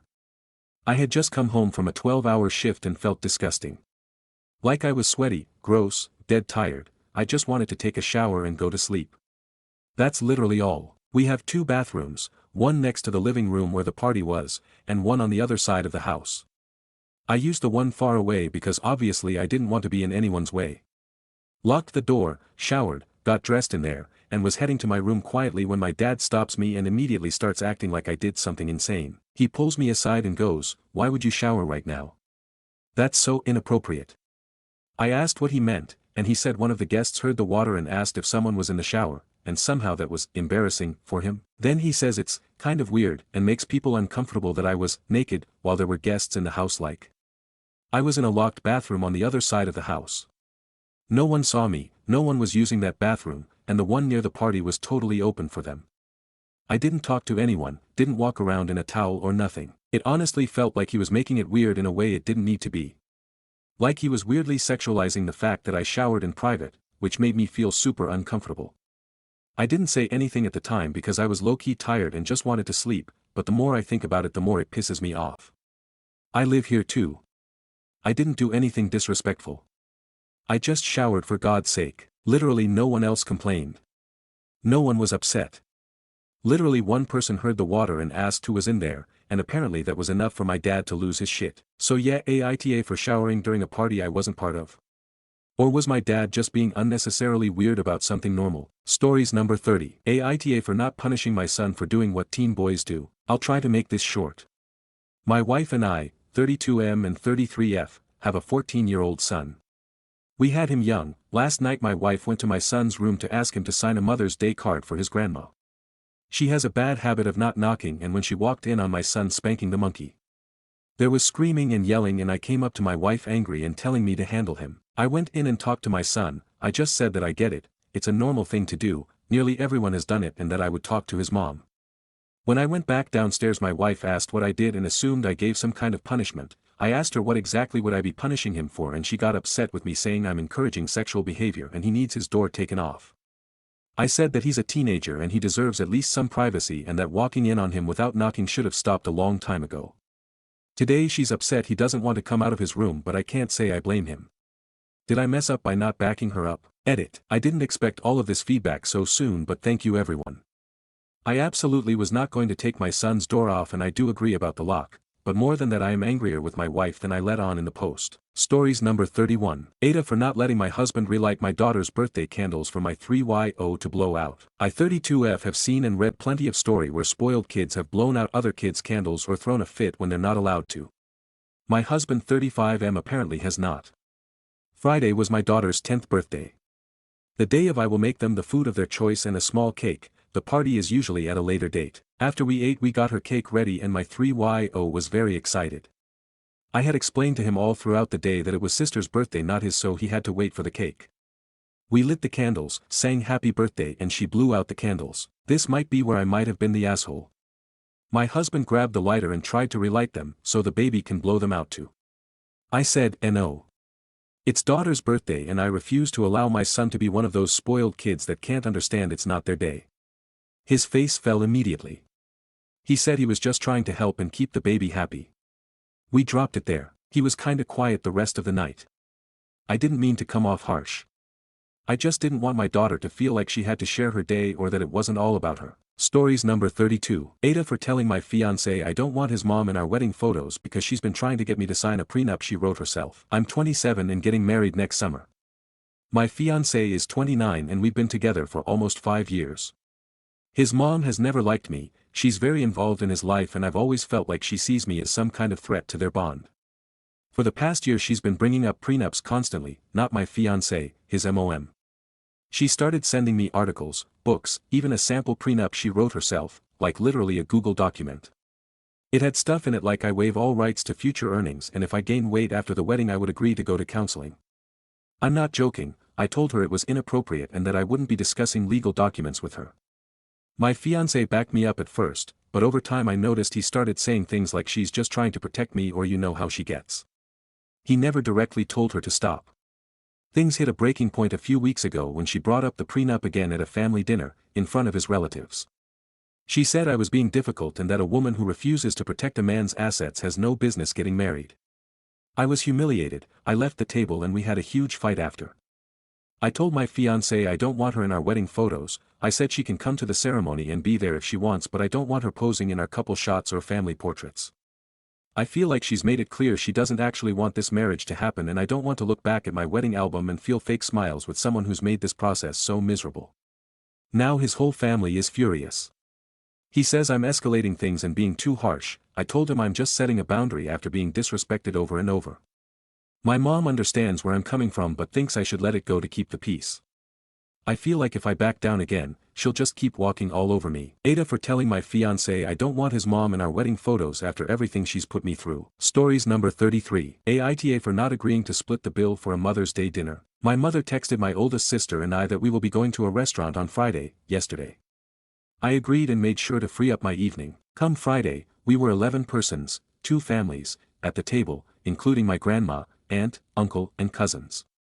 Near the end of the dinner, my sister stood up and went away somewhere. When she came back, she had a receipt in her hand, so my mom asked if that's the bill she was holding. My sister announced that she went to pay and that me and her were treating the table today for Mother's Day. I was shocked because we never discussed that. She handed me the bill and asked me to e-transfer her half of the total, $350 2 equals $175. Back in our place, I told my sister that I couldn't afford that with all the bills and that I did not agree to split the bill beforehand. She then proceeded to say that I'm ungrateful for our mom and that as the older children in the group, we need to foot the bill. For more context, since the end of last year, I no longer live with my parents. I am in my 20s and currently live with my oldest sister, mainly because she wanted to move out and couldn't afford paying the mortgage bills by herself, so my parents made me move out with her. At the time, I didn't realize how expensive that will be. My sister has now a 6-figure job and I have a way lower income, and basically living paycheck by paycheck. That is no excuse for me not to pay, but wanted to point out our different financial realities. I haven't paid her yet, but Aita for not wanting to split the bill. Stories number 34. Aita for breaking up with my boyfriend after a vacation he paid for, and telling his best friend about something awful he did. I, 25F, just ended an 8-year relationship with my boyfriend, 25M, right after we returned from a vacation he paid for. It was a trip with his parents, who were honestly very kind and generous to me. They took us out for fancy dinners, made me feel welcome, etc. My boyfriend and I had been together since we were 17, but the relationship had become toxic. He was emotionally manipulative, frequent blow-ups, screaming and crying in public, constant guilt-tripping, "Do you love me? How much?" and dramatic apologies after every fight. Around my friends, he'd be overly affectionate to a level that made everyone uncomfortable, hugging and kissing me non-stop like he was trying to prove something. I stayed because of the time invested in old memories, but deep down I wasn't happy for a long time. On the last day of the vacation, we talked about my dog, who's been acting strangely lately. He casually admitted to hitting my dog multiple times while dog-sitting, and added, only when he deserved it. I was horrified. I lost it and broke up with him immediately, at the airport. We were away from his parents so they didn't witness the argument. After that, I told his best friend what he did. His best friend is a huge animal lover who's rescued multiple dogs, and I felt he deserved to know, especially because he might have trusted my ex to dog-sit in the future. My ex doesn't have many real friends. I feel like the people he considers friends merely tolerate him. They meet a few times a year and play D&D. So they are not very close. I think that the only real friend my ex has is this guy. All of my friends are very supportive and happy that I finally left him, but I'm still struggling with guilt. My ex is emotionally unstable, and I'm wondering if maybe I shouldn't have said anything to his friend. I didn't want to ruin his life, but I couldn't stay silent either. Stories number 35. Aita for completely losing it when I found out my roommate's been filming OnlyFans content in our apartment without telling me, so I, 25M, share an apartment with my friend Jenna, 23F. We've known each other for a few years and decided to move in together last year. At first things were fine. We split rent, kept to ourselves, nothing weird, but recently things started getting odd. I'd walk into the living room and find her ring lights on for no reason or see her heels and underwear just laying around in the kitchen. The bathroom would be locked for over an hour when I needed to get ready, and I'd hear loud music and weird noises late at night but figured she was just having people over. Then a friend sends me a link to her OnlyFans page. And I couldn't believe what I saw. I'm literally in the background of one of her videos. Not like I was involved, but I walk by the living room in a t-shirt just trying to get some breakfast. She didn't even blur my face or ask if it was okay. She just filmed me without telling me at all. I snapped. I confronted her and she acted like I was insane for being upset. She told me I was being dramatic, that it's her body and her content and I shouldn't care. But this is our apartment. I didn't agree to being filmed or being in her OnlyFans content. I was just living my life like a normal person. Aita for flipping out. Or am I overreacting? Stories number 36. AIO for kicking out my in-laws after MIL criticized my outfit for leaving them out like that when they showed up unannounced. Hello Reddit, I'm posting from a throwaway. I, 24F, was at home with my husband. I had made our food, and we were already sitting down and eating. I wasn't wearing a bra, but I was at home with just my husband and I wasn't expecting any company so I was just comfortable like that. Then there was a knock on the door. My husband opened it and my MIL and FIL followed him into the living room where I was eating. I stood up to greet them and said hi and FIL said hi and then MIL said to me, "Are you really just leaving them out like that around us?" While she was looking at my chest and I got embarrassed and said I'll get changed and went over to my bedroom. But when I started going over to get changed I realized who do they think they are to talk to me like that when they just showed up unannounced and I was just relaxing in my own house. Like talking to me condescendingly about what I was wearing when what else was I supposed to do? I ended up walking back over to them where they were sitting on the couch watching TV and I told them if they're going to judge me like that they can leave and they looked at me weirdly and then didn't really respond. My husband tried to calm me down but I was upset. MIL said they were just trying to visit, and I didn't back down. I made them leave and my husband ended up pushing them out and they threw some huffs and glared at me. They were disrespecting me in my own house. Stories number 37. Aita for leaving my boyfriend's family vacation early after his mom kept calling me by his ex's name. I, 24F, have been dating my boyfriend Matt, 27M, for almost a year. He's amazing, super sweet, and has been nothing but respectful to me. So when he invited me to join his family for their annual beach vacation, I said yes. The issue? His mom. From the moment we got there, she kept calling me Sophie, Matt's ex. At first I let it go, assuming it was just habit. But it kept happening. At dinner, during a group photo, even while handing me sunscreen she said, "Here, Sophie." I corrected her gently several times. She'd laugh and say, "Oh, you know what I mean, dear," but never really tried to stop. Matt heard it, but kind of brushed it off as, just mom being awkward. By day 3, I was drained. I didn't feel like I belonged. I booked a train back home and left a short note saying I wasn't comfortable. Matt texted me that I overreacted and his mom has a memory thing, which no one had ever mentioned before. His sister later messaged me saying I made the trip weird for everyone. Stories number 38. Aita for not inviting my mom's bio mom to my wedding. This is a throwaway because my family members follow my main and I really need outside advice. I, 30F, am getting married June 7th. I have sent out the invitation and my mother's bio mom, 70F, found out she was not invited to my wedding, which has caused some extended family members to lose their minds. So for some background. My mom's, 53F, bio mom, Susan, was still in high school. Her mother tried to convince her to give my mom up for adoption but she refused. When my mom was 2 she basically dumped my mom on her mother and took off. She didn't leave a note or anything, just kinda took off with my mom's bio dad and didn't look back.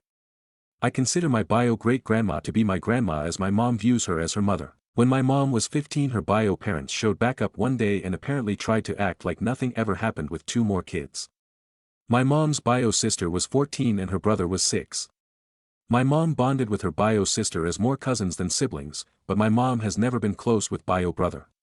My mom's best friend who was around for all of this said this was a very hard time for her. Anyway, when my aunt turned 18 she stopped talking to Susan and her brother and moved in with my grandma. At both my mom and my aunt's wedding my grandma was treated as the mother of the bride and my grandpa gave them both away instead of their bio dad. Now, I don't like Susan, not only because of the way she treats my mom and my aunt but also for the way she treats me, my siblings and my cousins. All of us have always called Susan by her first name and very few people know that she is actually my mom's bio mom, as most people thought my mom was just a late-in-life baby of my grandparents. My fiancé, 33M, and I sent our wedding invitation months ago and Susan never said anything. She didn't reach out attending any of the previous parties, engagement party, bridal shower, not that she would have been invited even if she expressed an interest. About a week ago, somehow it became more commonly known who Susan is biologically to my mother. We didn't go around advertising it but it wasn't a secret either, so I didn't really think about it. However, Susan called me out of the blue, I didn't know she even knew my phone number, and I didn't recognize hers, and she started screaming over the phone about how and her only living grandparent, she deserves to be a part of the wedding party. It took me a minute to figure out I was talking to Susan. I made it clear to her that it would not be happening in a polite manner. Simply reminding her that she has never expressed an interest in acting as my grandmother before now and that we hardly know each other. She didn't like that answer apparently and started yelling at me more and calling my mom and aunt terrible names for choosing my grandparents to act as parents of the brides in their wedding. I told her calmly that insulting my mom was not going to get her an invitation and that I had no control over events that happened 30 years ago. I also told her that she's had plenty of opportunities to repair her relationships with my mom and aunt and build relationships with me, my siblings and my cousins that she never used. She continued to yell into the phone so I just hung up the phone and blocked the number. I am slightly worried that she's gonna try to crash my wedding as she's made scenes before, like my cousin's graduation. However, we already hired security because my finance has a cousin that likes to cause trouble. My mom and I both think that her sudden desire to be involved in our lives has been encouraged by her judgy church friends as a way to keep up appearances and not an actual desire to be a part of our family. However, Susan has reached out to her younger siblings, my mom's adoptive siblings, who have been trying to pressure my mom and I into inviting her and calling me an AH. My mom's adopted brother, 60M, keeps insisting we need to do this just to keep the peace because he doesn't want to have to choose between his sisters, using a tone to imply that he would choose Susan. My fiancé's mother has been trying to convince him since she found out. My mom and fiancé have made it clear that the decision is up to me whether other people like it or not. Everyone I've talked to other than my parents, siblings, aunt, her kids, and my fiancé say I'm being a stubborn petty AH for not inviting her. Even my best friend thinks I should invite her because she's reaching out, trying to be involved, and asked to be included. If I do cave and invite her to keep the peace, she definitely will not be a part of the wedding party. Should I just invite her anyway? So, I'm just wondering, am I the AH for not inviting her or continuing to not invite her? Stories number 39. Leftist bride and ultra MAGA grandma go head to head and husband is sad. I just got married on Saturday and we had a very small micro backyard wedding of family only, 17 people. Groom and I aren't close to any extended family members, but he has a semi-good relationship with his grandparents. So they came. For reference, I am covered in tattoos and have a lot of facial piercings. My husband does not. His sister does though. Funny enough, grandparents are very old school religious conservative Trump supporters and I couldn't be more on the opposite end of the spectrum of beliefs. One of the reasons we decided to have a small family-only wedding was because we have a lot of LGBTQ friends, and a few trans friends, and we could not in good faith put them in a situation where a very outspoken woman would totally say some terrible things to them. Grandma speaks her mind and has no filter, let's just say. We danced this fine line during all the planning of not wanting to cater the wedding around 2 people, everyone else invited do not share the same beliefs, but also being respectful. Both our families are funny, wacky, and unserious. Just super chill cool people. Bunch of hippies and liberals. We had so many silly bits in our wedding that everyone loved, but them. The first thing Grandma said to me after the ceremony was, "I met your mother, I see where you get your crazy from." It was said somewhat light-hearted but it wasn't. It was someone else who overheard who said, "Disrespecting the bride and the mother of the bride within seconds of the ceremony ending is wild." She said a few other very rude passive-aggressive comments said about me the wedding that I was told afterwards. I swore a few times in the vows, was not intentional, I was just nervous and they came out, which is so not a big deal to either of our families, but grandparents were furious. Our officator emphasized our beliefs in science, parallel universes and infinity in the cosmos, think Interstellar, quoting Carl Sagan and all that jazz. I know they didn't like that. I also made a point when we thanked the guests for coming after the speeches when my husband said, "You know, we don't believe in that divine stuff, but it's magical how everything came together, it was supposed to storm, ended up being a perfect day, etc." And I took the mic and said, "Yeah, we believe in science." Sure, at that point that truly wasn't necessary and an intentional dig, but Grandpa scoffed super loud and I was just so over it. Post-wedding, my husband is conflicted. He wants me to have a relationship with his grandparents, especially Grandma, and I've told him if it wasn't clear before that her and I mutually don't like each other, it's clear now. Grandparents are in town until tomorrow and they invited just my husband out to dinner tonight and I can't help but think they're gonna sit him down and say something about spending his life with me. Sure, I was being disrespectful. But she was too. I told him that beyond just his grandparents I am the exact version of someone conservative religious Trump supporters despise and I'm okay with that, I'm not everyone's cup of tea. I understand why he wants us to like each other but it's just not gonna happen. I know this post will start some stuff especially with people that are right-wing and that's not the point of this post. It's just a rant about how 2 people forced together due to marriage despise everything about what the other one stands for. I wish I could be a fly on the wall with their dinner tonight, and I know my husband will not tell me all that was said to protect my feelings. Edit. Holy cannoli, this post blew up. I showed it to my husband and he agreed with everyone and said it's not right for him to expect us to have a relationship and force me to compromise my morals. About the dinner, I got the full scoop. Husband asked his mom how long GNG will be in town for, they said 1 more day, husband said I want to see them 1 more time. Mom said let's do dinner.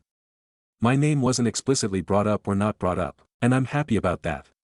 Because now I don't have to come up with an excuse to not go, because no way in fuck would I go. I'm not offended in the slightest. Seriously, does this post not show how much I don't want to spend time with them lol? Husband said he is going to make it clear to them to stop disrespecting me, and I believe him. Husband is also a leftist too, but has the little old grandma conflict ion. Like many Trump supporters they always felt those feelings but only recently were given the okay by the fucking president to be outward about them. So it's been really hard for him to come to terms with it. I don't remember the subreddit but I know there's one on here about the true grieving and trauma of losing a family member to MAGA. Considering my entire family is left, extended as well, I have zero frame of reference on how that feels. I say that if anyone in my family was in that cult I'd cut them out but I know that's easy for me to say. I straight up called his grandma a bitch yesterday and he got upset. He said yeah she can say bitchy things but don't call her that. After showing him this post and the comments I think I finally got it through to him that truly anyone who believes in the horrid things Trump does is not a nice person, objectively. Last thing, I know everyone on Reddit is quick to jump on the divorce your spouse they're a bad person train, but Jesus Christ y'all, I get it he needs to grow a backbone in this but to say our marriage is doomed from the start is wild. Y'all only know 0.005% of our 12-year relationship. Edit 2, guys I don't want to go out to eat with them. I don't know how much clearer I need to be about it. Husband knows I don't want to go. Me going would mean he'd be forcing me to go, which he isn't doing, because he knows I don't want to. For the love of God. I can't believe people can read this whole thing and think I'm offended that I wasn't invited or that it's somehow wrong that my husband didn't bring me lol. Update, leftist bride and ultra MAGA grandma go head to head and husband is sad. Didn't expect that to blow up yada yada all that stuff, but seriously lol. Thankfully grandma doesn't use Reddit so she won't see it, haha. Like I said in the edits of the original post, even if I was invited to the dinner I wouldn't want to go, which is why my husband never pushed the issue with them or with me.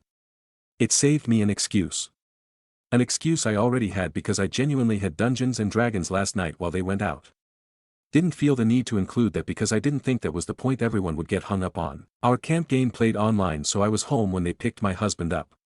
Evidentially, they immediately asked where I was. Husband said you never explicitly invited her. They said they thought it was implied. Whatever, again, I didn't want to go. Plus I was busy already. They come back and I was still playing D&D, husband comes in and asks if I can take a sec and step outside, they wanted to say goodbye. Cue the biggest hug from both of them. Followed by what they should have said at the wedding, but I guess better late than never. It was so amazing, beautiful ceremony, you looked stunning, etc. Grandma then took my hand and said I hope you know I wasn't offended by any of the swearing and I hope I didn't come across that way. I loved your ceremony and vows. Okay, wow. Then followed immediately up by, I should have said wacky about your mom, not crazy. Heck, I'm crazy.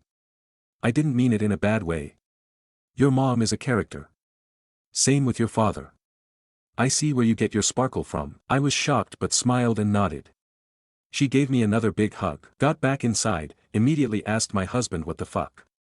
He wouldn't tell me what he said, but he said he laid it down pretty fucking clearly about how shitty what they did was and how moving forward they cannot disrespect our beliefs like that, and if they wanted a relationship with him, that was the bottom line. I also wouldn't be surprised if their daughter, MIL, hippie, liberal, cool, also yelled at them. It really hurts how many people were shitting on my husband in that post. It was a Monday night after work, after a small DIY wedding. He wasn't leaving his new bride's side in some grandiose, offense way. Like come on y'all are so dramatic lol. One of the reasons I married this man was that he's not the type to cause a scene especially at such a big day. Knowing how grandma is, even if he took her aside during the wedding, it would have caused a ruckus.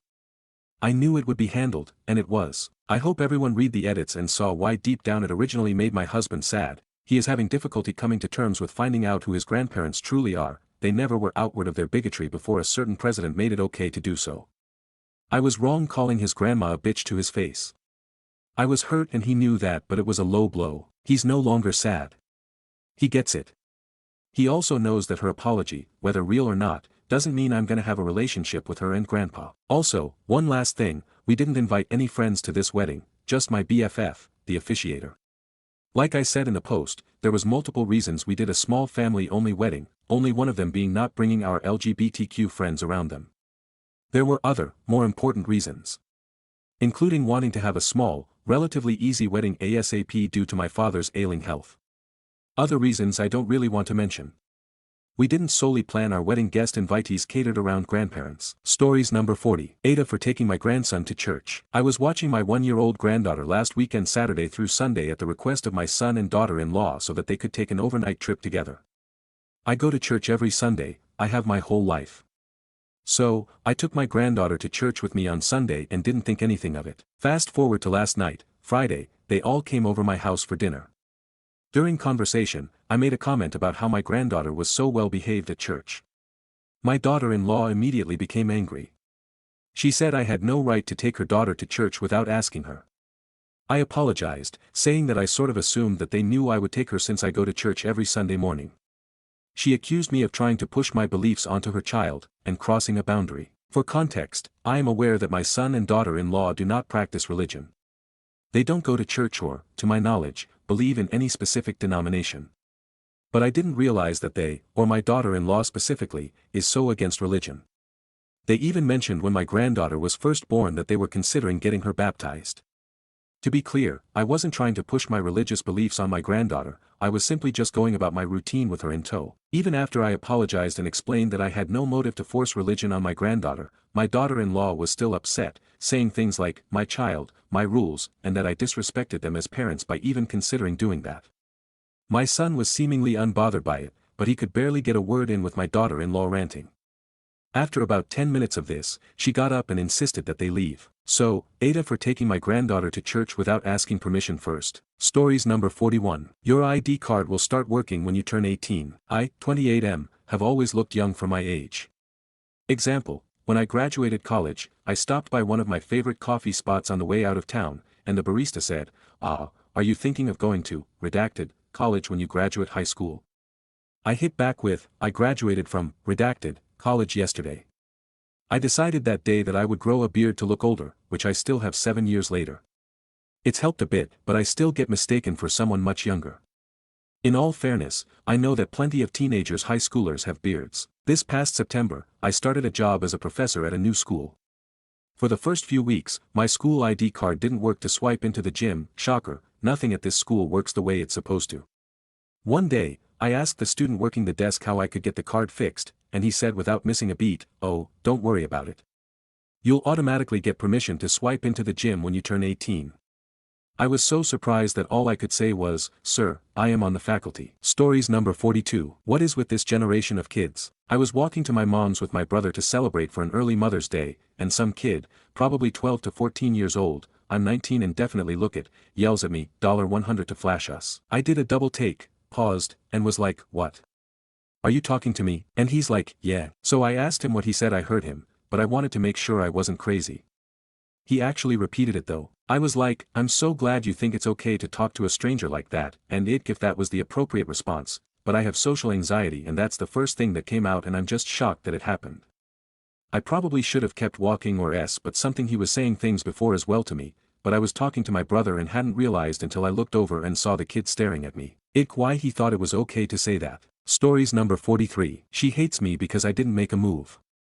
Where did I go wrong? I've known this girl for a while, we would flirt and banter back and forth. But when relationships came up she would say, she's not ready for anything. Then she sees me dating someone else and gets extremely emotional. I decided I'll just treat her as a friend and move on. Eventually we are both single, start going on dates. She invites me to come over to her place after telling me she's not ready and lingers around after all our friends leave. I tell her I'm going home because I have to work in the morning. She messages me we won't be hanging out anymore. I send her a message to communicate with her about all the mixed signals. She says we won't be hanging out anymore and to take care. She proceeds to find my best friend, fucks him and sends me a message about it. Then tells all my friends how I'm into her and that she always liked my friend. Now everyone looks at me differently, like I was simping for her, and doesn't see anything wrong that my friend hid seeing her. Where did I go wrong? Stories number 44. I'm terminating my parental rights tomorrow. I, 25F, have a 6-year-old daughter with my ex, 28M. He was my best friend's older brother. I had a crush on him. He came home after he graduated from college and was single. We started dating. I knew we were meant to be together forever and I knew I didn't want a family with anyone other than him. Everyone thought we were so cute because they all knew I had a crush on him. I thought he was happy. I was wrong. About a year into our relationship I got pregnant. I wasn't on birth control and just wanted nature to take its course. It was then that it started becoming clearer that he didn't really intend to be with me. I wanted to get married. I was having his baby, so I thought it was time to become a family. He didn't want to marry me. He said he really didn't see us being together long term, but that he would always take care of our kid. I was upset, and if I wasn't already halfway through the pregnancy, I'd have aborted. My parents were upset and said they should have custody if he wasn't going to marry me. I thought that would get him to do the right thing and marry me, but it didn't, and he got a lawyer and got a restraining order against my parents when they said they should be the ones to raise my baby. I wanted my baby to grow up with 2 parents in healthy marriage. But my parents couldn't go anywhere nearby the baby and he's kept them away from them. I really hoped he changed his mind after she was born. Because of the restraining order, I had no choice but to live with him. I lived in the upstairs and he lived downstairs in the basement. He would only talk to me if it was about our daughter. He told me he wanted us to continue living like this until she started school. After that he said I'd need to find my own place to live at when it wasn't my week. He wanted her to live at the house and us to switch off time with her. He started seeing other people. He's now trying to get back with the girl he dated in high school. They were the homecoming king and queen. That perfect couple. They have the perfect jobs. While I'm just the trashy ex who works at Safeway, he and our daughter are close. With me, she's always so closed off and defiant. She won't listen to me and always says, "Daddy lets me, Daddy doesn't make me go to church, Daddy lets me go outside." Clearly she wants her dad. So she can have him. I'm tired of being a mother to a girl who doesn't appreciate me. I'm tired of having an ex who clearly wants me out of the way. I'm terminating my parental rights tomorrow and I'm leaving. I asked my job to transfer me and they are transferring me out of state. I found an apartment I can afford in the new place. Part of the agreement is I won't have to pay child support provided I agree never to contact her while she's a minor. They don't have to worry about that. It'll be nice to get away. I hope someday I can have the family I deserve. I know everyone will say I'm a horrible person for abandoning my kid, but she doesn't want me, and why should I care about her when she doesn't care about me? If she wants her horrible, selfish, shallow dad, then she can have them and I can move on with my life. I'm tired of raising someone else's brat. ETA, I'm getting too many comments. I'm not going to read them all. I don't care if you think this is fake. I typically read stuff on Reddit. I've never posted or commented before. I don't care what other people think of me. But to answer one question, one of the reasons for the restraining order is that my dad physically assaulted him when my ex told him to his face he wasn't marrying me. They can't see her because my brother lives with my parents and is a felon who can't be around children, and my ex had evidence that they've helped my brother violate the condition of parole in the past. It was only so he could see his kids. Because of that he was able to get a restraining order that lasted 5 years. It's not there anymore, but my parents have given up. I'm driving back so I can sign the papers tomorrow.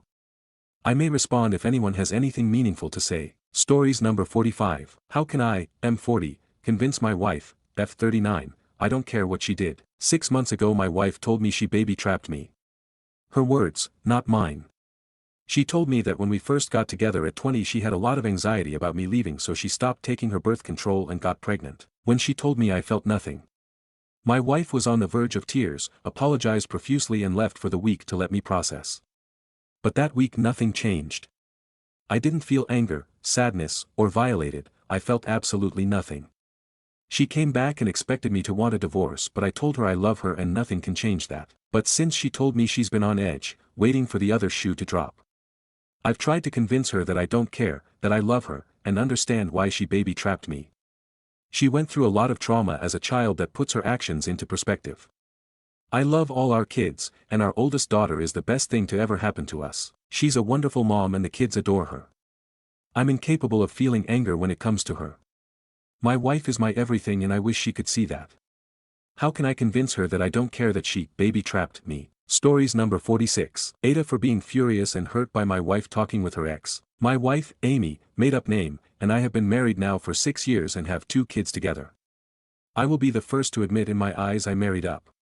She is very attractive, smart, funny, and one of the most beautiful souls I have met. I am what I would classify as the average, nice guy.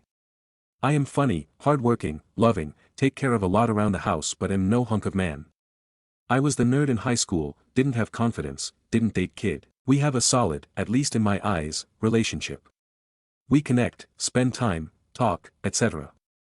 All of the things I would consider a good relationship. Before Amy and I met, she was with a guy named Justin for several years.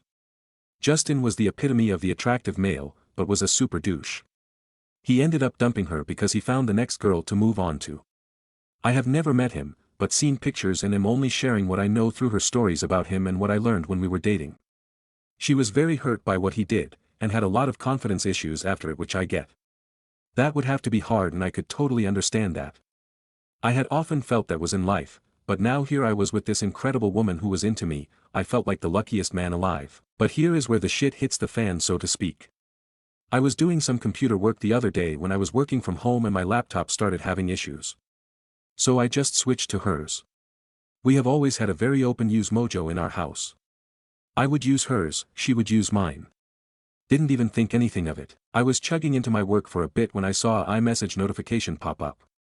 From Justin. Guys, I couldn't help it. I read it. Without going into detail, they have been talking again for about 6 months. Starts out casually with him just texting a "hey, how have you been" kind of text. They go back and forth with pleasantries when he tells her that he made a huge mistake by leaving her. Without doing the whole play-by-play, over the next 6 months she basically told him that she missed being with him, that she wished they were still together, that she wished our kids were with him, and that the sex was much better with him. There was a ton more, but those are the ones that cut me the deepest. Guys, I am so hurt I don't even know what to do. All of my confidence was crushed. I feel like I am living a lie. I am second choice. I am worthless here. I mean, is she just faking the "I love yous"? I feel like an asshole for how mad I am. How mad I am at her. At him. At myself for believing that a woman like her could be with a guy like me. Anyways, I just needed to vent. I don't even know if this makes any sense. But I can't sleep after finding this earlier and didn't want to talk to anyone in my real life, so here I am. Quick update to add a few things. Thanks everyone for the support, it really means a lot. To answer a few things, I haven't confronted her yet because honestly I was still in shock and didn't know what I want to do, and with the kids I didn't want to make a rash decision. Someone brought up STD checks and having a paternity test done. Honestly this didn't even occur to me and terrifies me. I could lose my world, I can't imagine not having them. But I do think I will get these done so I know and before I confront her. Update. So first of all I want to thank everyone for all of their comments and support. It really helped me just be able to process and accept what was going on. Now, on to the update. The next day after I posted when she went to work I went into recon mode. I dug through texts, emails, files on the computer, basically anything that I could search through to get an idea of has been going on. And it was a lot. I found text threads and chats, pictures of her totally naked that were never sent to or seen by me, and everyone who said they most likely had already been physical was right. I found a few videos of them. To say it was the worst day of my life is an understatement. I took screenshots and copies of everything. I have all of the evidence, but before I committed to my next step I went and got an STD test and paternity test. Waiting for those results were torture because I just had to pretend everything was normal. But hey, I can keep a lie if she can. I got notification of the results yesterday. No STDs thankfully. But more importantly, the kids are mine. Thank God I don't think I could lose them too. I confronted her last night after they went to bed.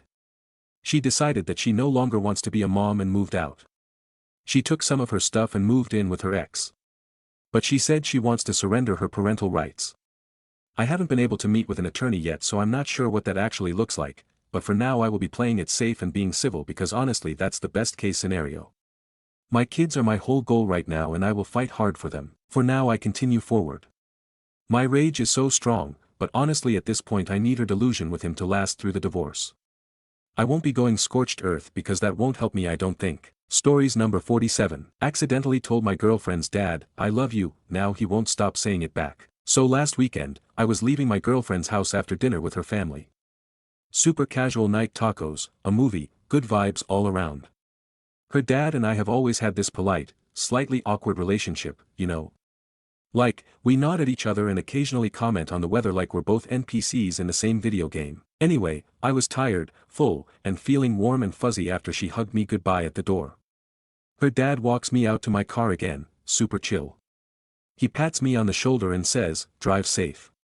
And that's when it happened. Without thinking, I say, you too, love you, like I was on the phone with my mom or something. He paused, I paused. The air shattered and then, the man smiled, nodded slowly, and said, love you too, buddy. What? I drove off into the night with my soul in shambles. Fast forward to every visit since this man now ends every single interaction with, alright, see you later, love you. Sometimes with a wink. Once with a thumbs up. My girlfriend thinks it's hilarious. Her mom keeps giving me weird looks. I don't know if he's messing with me or if I'm now unofficially part of the family in the weirdest way possible. So, Reddit, do I own it and say, love you, back forever? Try to phase it out. Have a formal, we need to talk about the love thing, conversation. Any advice or similar, accidental intimacy, stories would be much appreciated. Stories number 48. Aita for blocking a guy I was dating after he asked me to help pay for his haircut and shoes even though we barely knew each other. So, I, 26F, had been going on dates with this guy, 28M, for about a month. We'd gone out maybe 3 or 4 times. Things were okay, we were still getting to know each other, nothing serious yet. Then one day he texts me asking if I could help him out with some money, specifically for a haircut and new shoes, because he was low on cash and wanted to look good for me. I was honestly surprised. I told him that I wasn't comfortable doing that, especially so early on. He replied saying I was stingy and not wifey material because a real woman invests in her man. After that message, I didn't even respond. I just blocked him. I'm not here to sponsor someone I just met. Some of my friends said I was being too cold and should have just said no firmly, but others said it was a red flag and I did the right thing. So. Aita. Stories number 49. My 20F boyfriend, 22M, keeps pushing a firm boundary I've made about my dog. How can I reiterate that I'm not bugging on this? I, 20F, and my boyfriend, 22M, are almost a year and a half into our relationship. This is both of our first serious relationships so we're both figuring this out together. We both have our own dogs. I got my dog Lucky, a year and a half old mini dachshund shortly after we started dating. My boyfriend just got his French bulldog, about the same age as Lucky, a couple days ago. Now if you know anything about dachshunds you know their backs are very very fragile. They need ramps to go up and down couches, beds, etc. to avoid back injuries, which can be very serious with them. Stairs are an absolute no-go. That is a hill I will die on. I'm ashamed to say that I was not as educated with my previous dachshund, and he paid the price for that. I swore once I was ready and got another dachshund I would give them the best chance to have a happy, healthy, long, and pain-free life. I've been talking about buying a ramp for my boyfriend's house, specifically his bedroom because his bed is very tall. My boyfriend said just wait until he gets his dog and he'll buy one since it's going in his house. It said fine and waited. Now that the time has come to actually get one he started talking about buying stairs. Tonight when we were sitting down with his parents, his mom brought up the stairs and asked when he was going to buy them. It's also important to note that I've explained to both my boyfriend and his parents why I do not want stairs, and why it's not the safest option. His parents refused to listen to me. When I looked at him he said, I can't afford it. Which is fine. I'll save up and buy them or we can split the cost. When I asked him about it later he just said, it's cheaper. I said, it might be cheaper but it's not safer for him. He told me I was pulling strings at that response. This is not the first time we've had this conversation.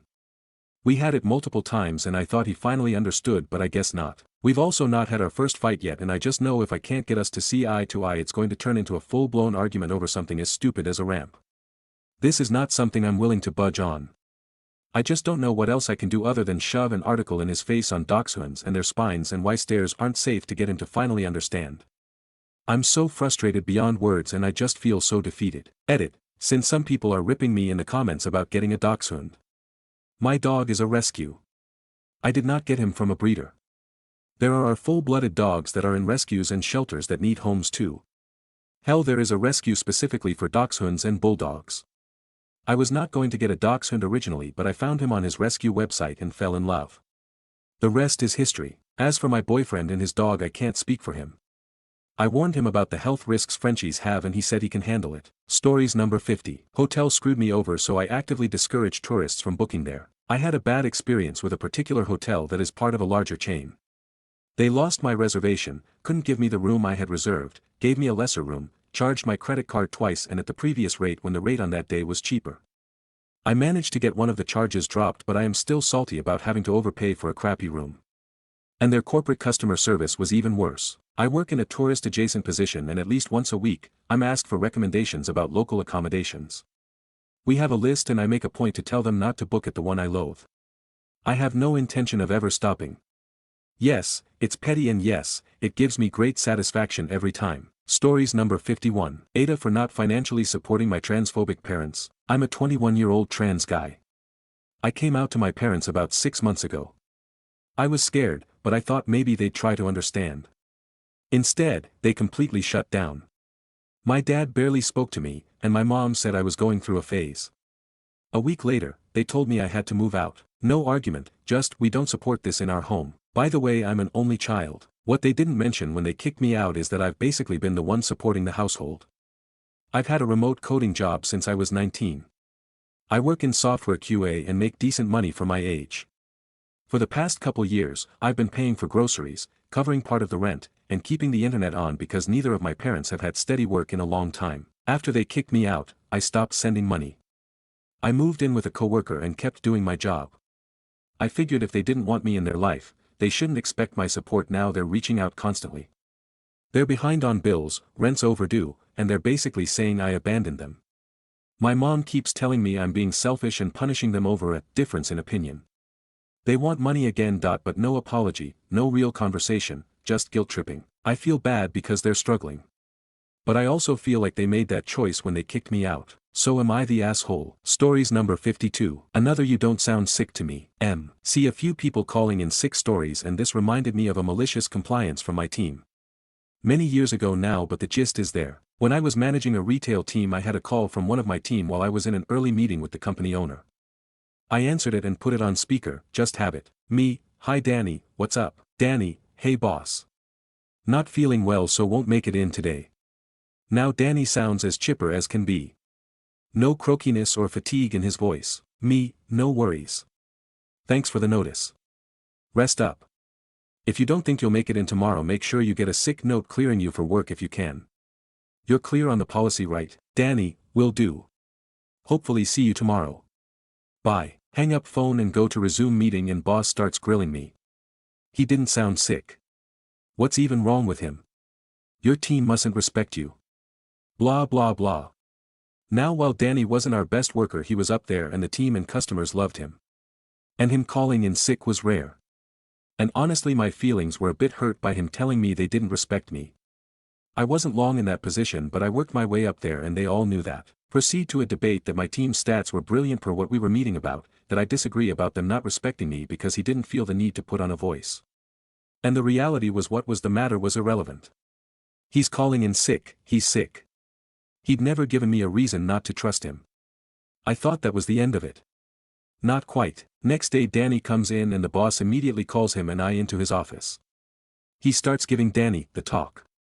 Commitment to the company, sick days are for when you're sick and unable to work, and how he didn't sound sick. Danny starts grinning and just pulls up his sleeve showing a very recently bandaged arm. I'm not sure how I should sound to convey this over the phone. Should have I coughed? How many stitches does it take to give me a croaky voice? I burst out laughing. Boss, to his credit, took it in stride. He was usually a pretty good guy. Danny obviously told the team about it too. Now whenever any of the team happened to call in sick when they knew I had a meeting with the owner, it went like this. Becky calls. Coughing and spluttering. Sorry, boss coughs again, won't make it in today. Another fit of coughing, child has gastro so need to take the day off to take care of him, coughing continues. Mitch calls. Very croaky voice, can't make it in. Twisted my ankle and need to stay off it for a few days. Bell calls. Coughing, spluttering, fatigued voice. Not sure I'll make it in today. Car won't start. Can I take Toil to arrange repairs today? Cue the next staff, all hands, usually beers and a barbecue in the car park, and talking upcoming changes for the next quarter, whereas part of that owner gives out a best acting award and also asks them to cut it out. I'm worked there for quite a few years. I knew the owner personally before I started working there. While the owner and I didn't always see eye to eye, he was usually a good guy, just had some bad staff and managers in the past and definitely needed more coffee that morning.